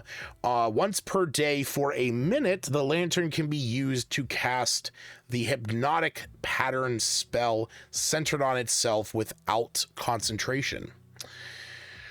Up next, we have the Cloak of the Northern Flames, a thick winter coat with glowing stars on it that has 5 charges.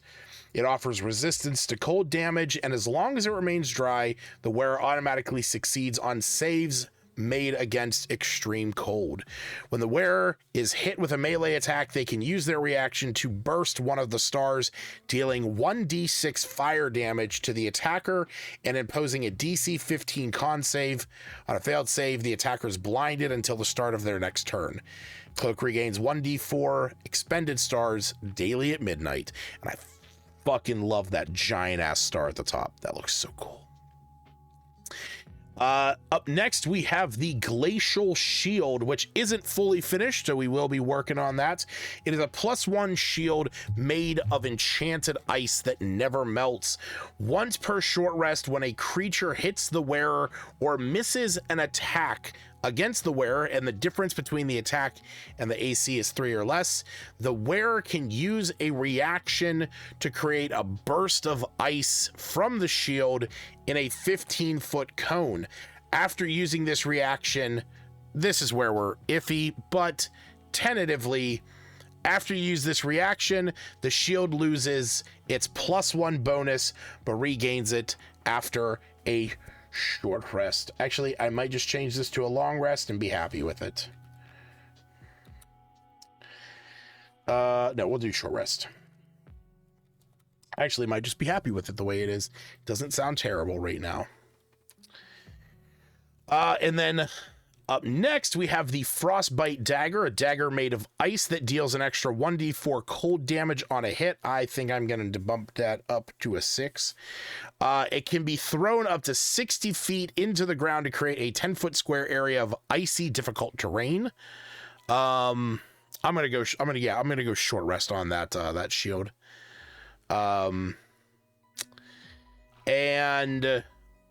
Creatures that start their turn on this ice must make a DC 14 dex save or fall prone.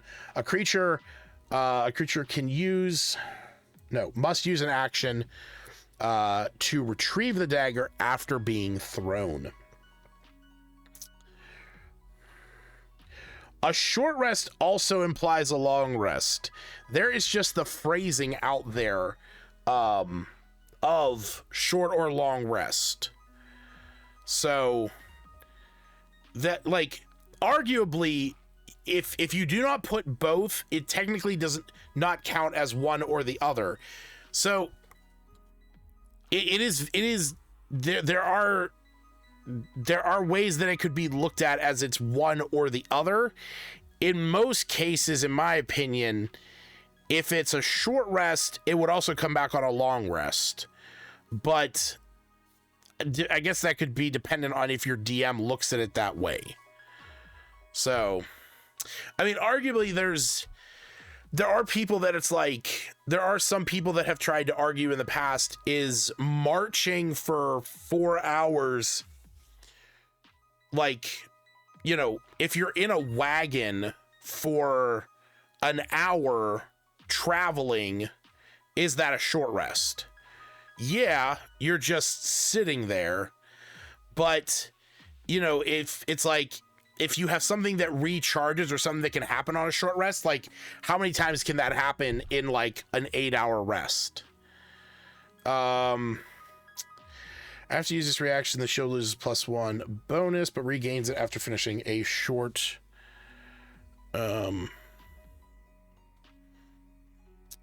I just thought it meant a certain amount of time of rest must happen as a minimum.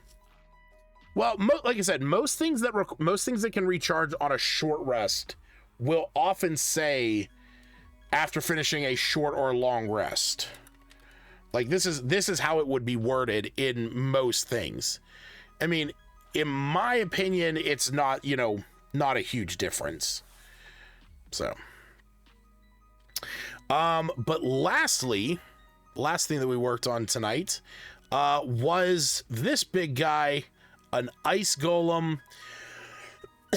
It is a CR7 large construct that is vulnerable to fire, immune to cold, poison, and non-magical attacks.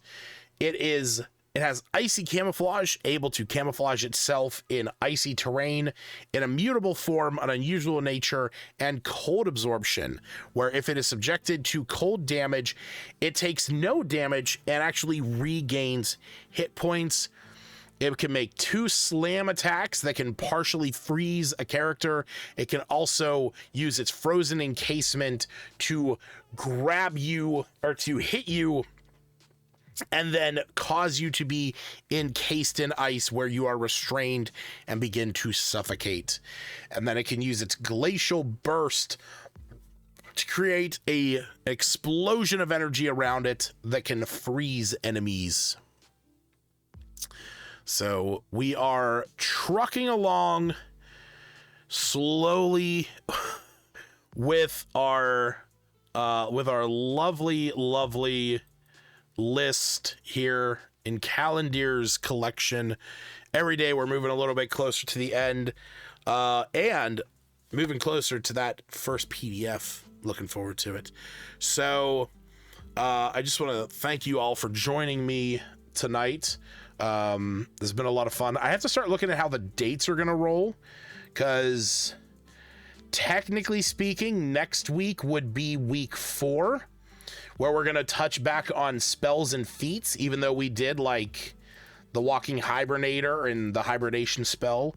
But then technically that would put the following week,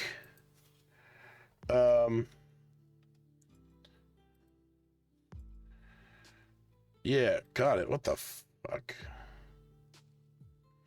That's definitely not my schedule. So, thing is, this week would then be the spells. Right, let's do it this way. Because if we did it that way, this week would be the spells. And then this week would start February. And then February would go until there. So what we might do is we might have a bit of an off week for the first, for this week. We'll kind of split the difference, and then we'll probably pick up February here and have that go until the 3rd. And then we would have 4 solid weeks. And then here we would go up until the 27th. Yeah. I think that's work. And then, yeah, we'll have another easy week the first week of May. So I'm going to get these dates together in my head, maybe on paper. But once again, I just want to thank you guys, everyone who has joined this lovely community. This like I said at the very beginning of this stream, over this past weekend, my Discord account was hacked. And during that time, it became very clear to me just like how much I use it to connect with so many people. And it's just, something.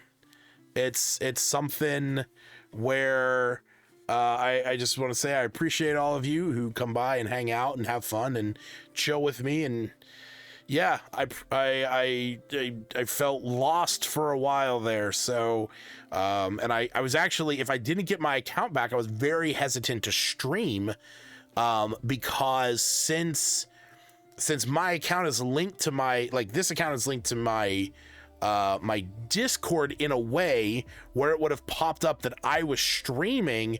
God knows I wouldn't want the hacker who had my account to, like, come in here and taunt me and shit like that. That would make me miserable. So I'm glad I got it back. Hopefully my friend gets his back soon. But yeah, thank you everybody who joined me tonight. We had a lot of fun. I'm gonna post these pictures over in the Discord if you want to follow along with these. I'm going to post the items that we made. I'm going to start updating that stuff because I realize I haven't updated that stuff for what we've worked on. So I'm going to get a picture together for an Arctic Explorer, maybe get some good flavor text going. So see that over the next couple days. Other than that, I will see you guys Thursday for the next episode of the first 15. If I don't see you before then, y'all have a wonderful night. Enjoy your day. Thanks for hanging out, and I'll see you guys later.